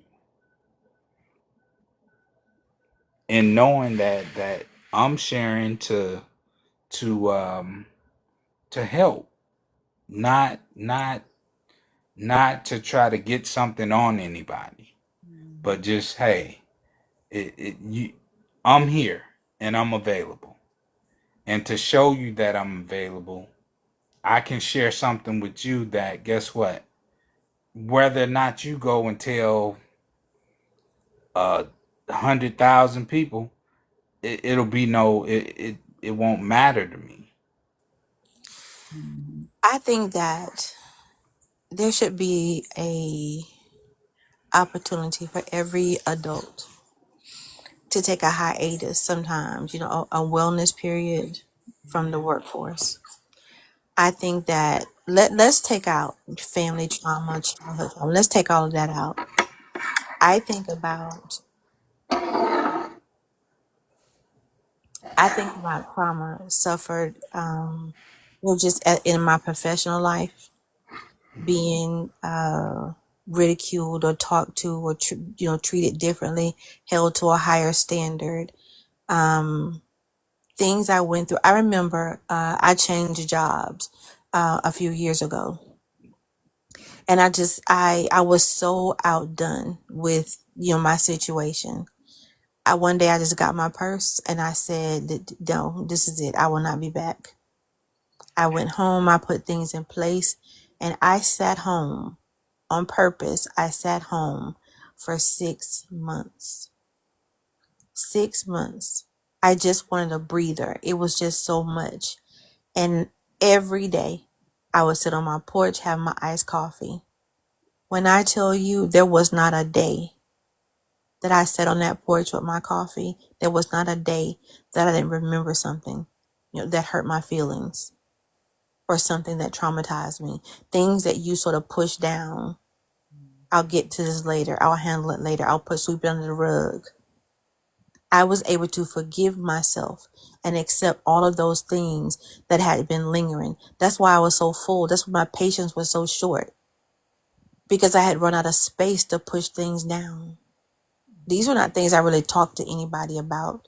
It's just life. You gotta, hold your head down, focus, and keep pressing forward. You got duties and responsibilities. But everybody needs that space. And when I tell you, at the end of that 6 months, I was a different person. I never knew how much hurt I carried. During the 6 months, I went and got a massage because, I couldn't sleep, because once you open like certain memories, you get agitated and whatever. And I was having a difficult time resting at night. So I went to get a massage. And the lady was explaining to me, she said, "This is a knot. This is a knot. You have tension. And this has been here for quite some time because your body tenses up. It holds in the things that stress you out. You have to find a release for it. Sometimes it's not the right time or the right person, to tell. Sometimes even the telling of it doesn't offer you the relief that you need. Sometimes you need time to yourself, time to sit on the porch, go for a swim, or you just need to stand in the shower and cry it out. Any of those things can be true. I just wanted to put it on the table that period of my life was therapeutic for me. Me looking after me. Take myself to lunch. Whatever I think about, whatever is on my mind, I work it through just me. If I got to make notes on my phone, whatever. And each time I forgave myself for not handling it in an appropriate manner, for not handling it, swiftly. I got rid of whatever shame I had. Or sometimes you just realize this wasn't my fault. Every person needs that period. Our lives are so heavy and so fast. That's why we feel overwhelmed, because we never stop to unburden ourselves. Absolutely agree. Well, I'm getting ready to get out of here in a little bit. Y'all know we always do our lasting words. I appreciate you coming in, because I was just coming in just to test the live. I hadn't been live in almost over a year. And just coming in to see if I still know how to work it. And Win came up and just started talking, and I keep saying I'm gonna go live, and I have my talking points, but then don't never do it. But yeah, for anybody that's listening, because I do have a YouTube as well. And so for anybody that's listening, we always use our last words to encourage somebody. So when you want to go first? My last words will be, of course, definitely always forgive yourself for whatever the situation was. Forgive yourself first, and understand that you can't control people out here in this world. You can only control your reaction to whatever situation or environment. And good vibrations to all. Those are my last words. I land my plane. All right. I appreciate you coming up. And you have a good night and amazing weekend. All right, Jordan, Mom. Last words. Never let anybody tell you who you are. Never let anybody push you off your square. Mhm. Always have the courage to leave the table if respect is not being served. Yeah, I like that. I really like that. And for me, I would say that safety is very important. And I feel like that you should never get in a relationship where now we're not talking about dating, we're talking about relationships. You should never enter a relationship still on potential for safety. That's a dangerous ground, even speaking therapeutically, because when not just I'm speaking from a woman perspective, but I've seen men talk about it as well. But from a woman perspective, when in order for me, I'm gonna speak for me, for V, in order for me to go all in any type of relationship, there has to be some type of safety. And I talk about this a lot about being in recovery mode, because even myself have learned that I've made some decisions, and I've been around some people where, while being in recovery mode, that's why some of those relationships didn't work out, whether we talking about friendship, business, or any of those things. And in recovery mode, a lot of times we don't feel safe. And if you don't feel safe, but once you come out of it and you are in a season where you could think more clearly, it's nothing against the people. It's just that now you know that, hey, I made this relationship, or I came into this, but I really don't feel safe in this. There is no reciprocity into this relationship. So I need to move on. It don't mean that we beefing. It is what it is. But at the end of the day, like I also want to tell everybody that it's okay to start over. I don't care how old you are or what you going through. That's why I love the story that Jordan gave. You know what I'm saying? She's like, listen, this is what happened. And now I have the courage to do this. And sometimes it does happen later in life. Sometimes we don't always have that courage to do things, you know. But I love the fact, I love a lot of Win perspectives when he's basically saying that, hey, I know what I want, and I want to choose somebody who knows what they want too, because we are definitely too old to be playing games. So for all my young people, I tell my young people, you are so young. Make sure you getting to know somebody. Make sure that you're living your life. Make sure that you feel safe in all your relationships, not just romantic relationships. Me being a parent, us being in business with people, you should be safe in your parenting, because we do know that their parents, we got narcissistic parents out here, right?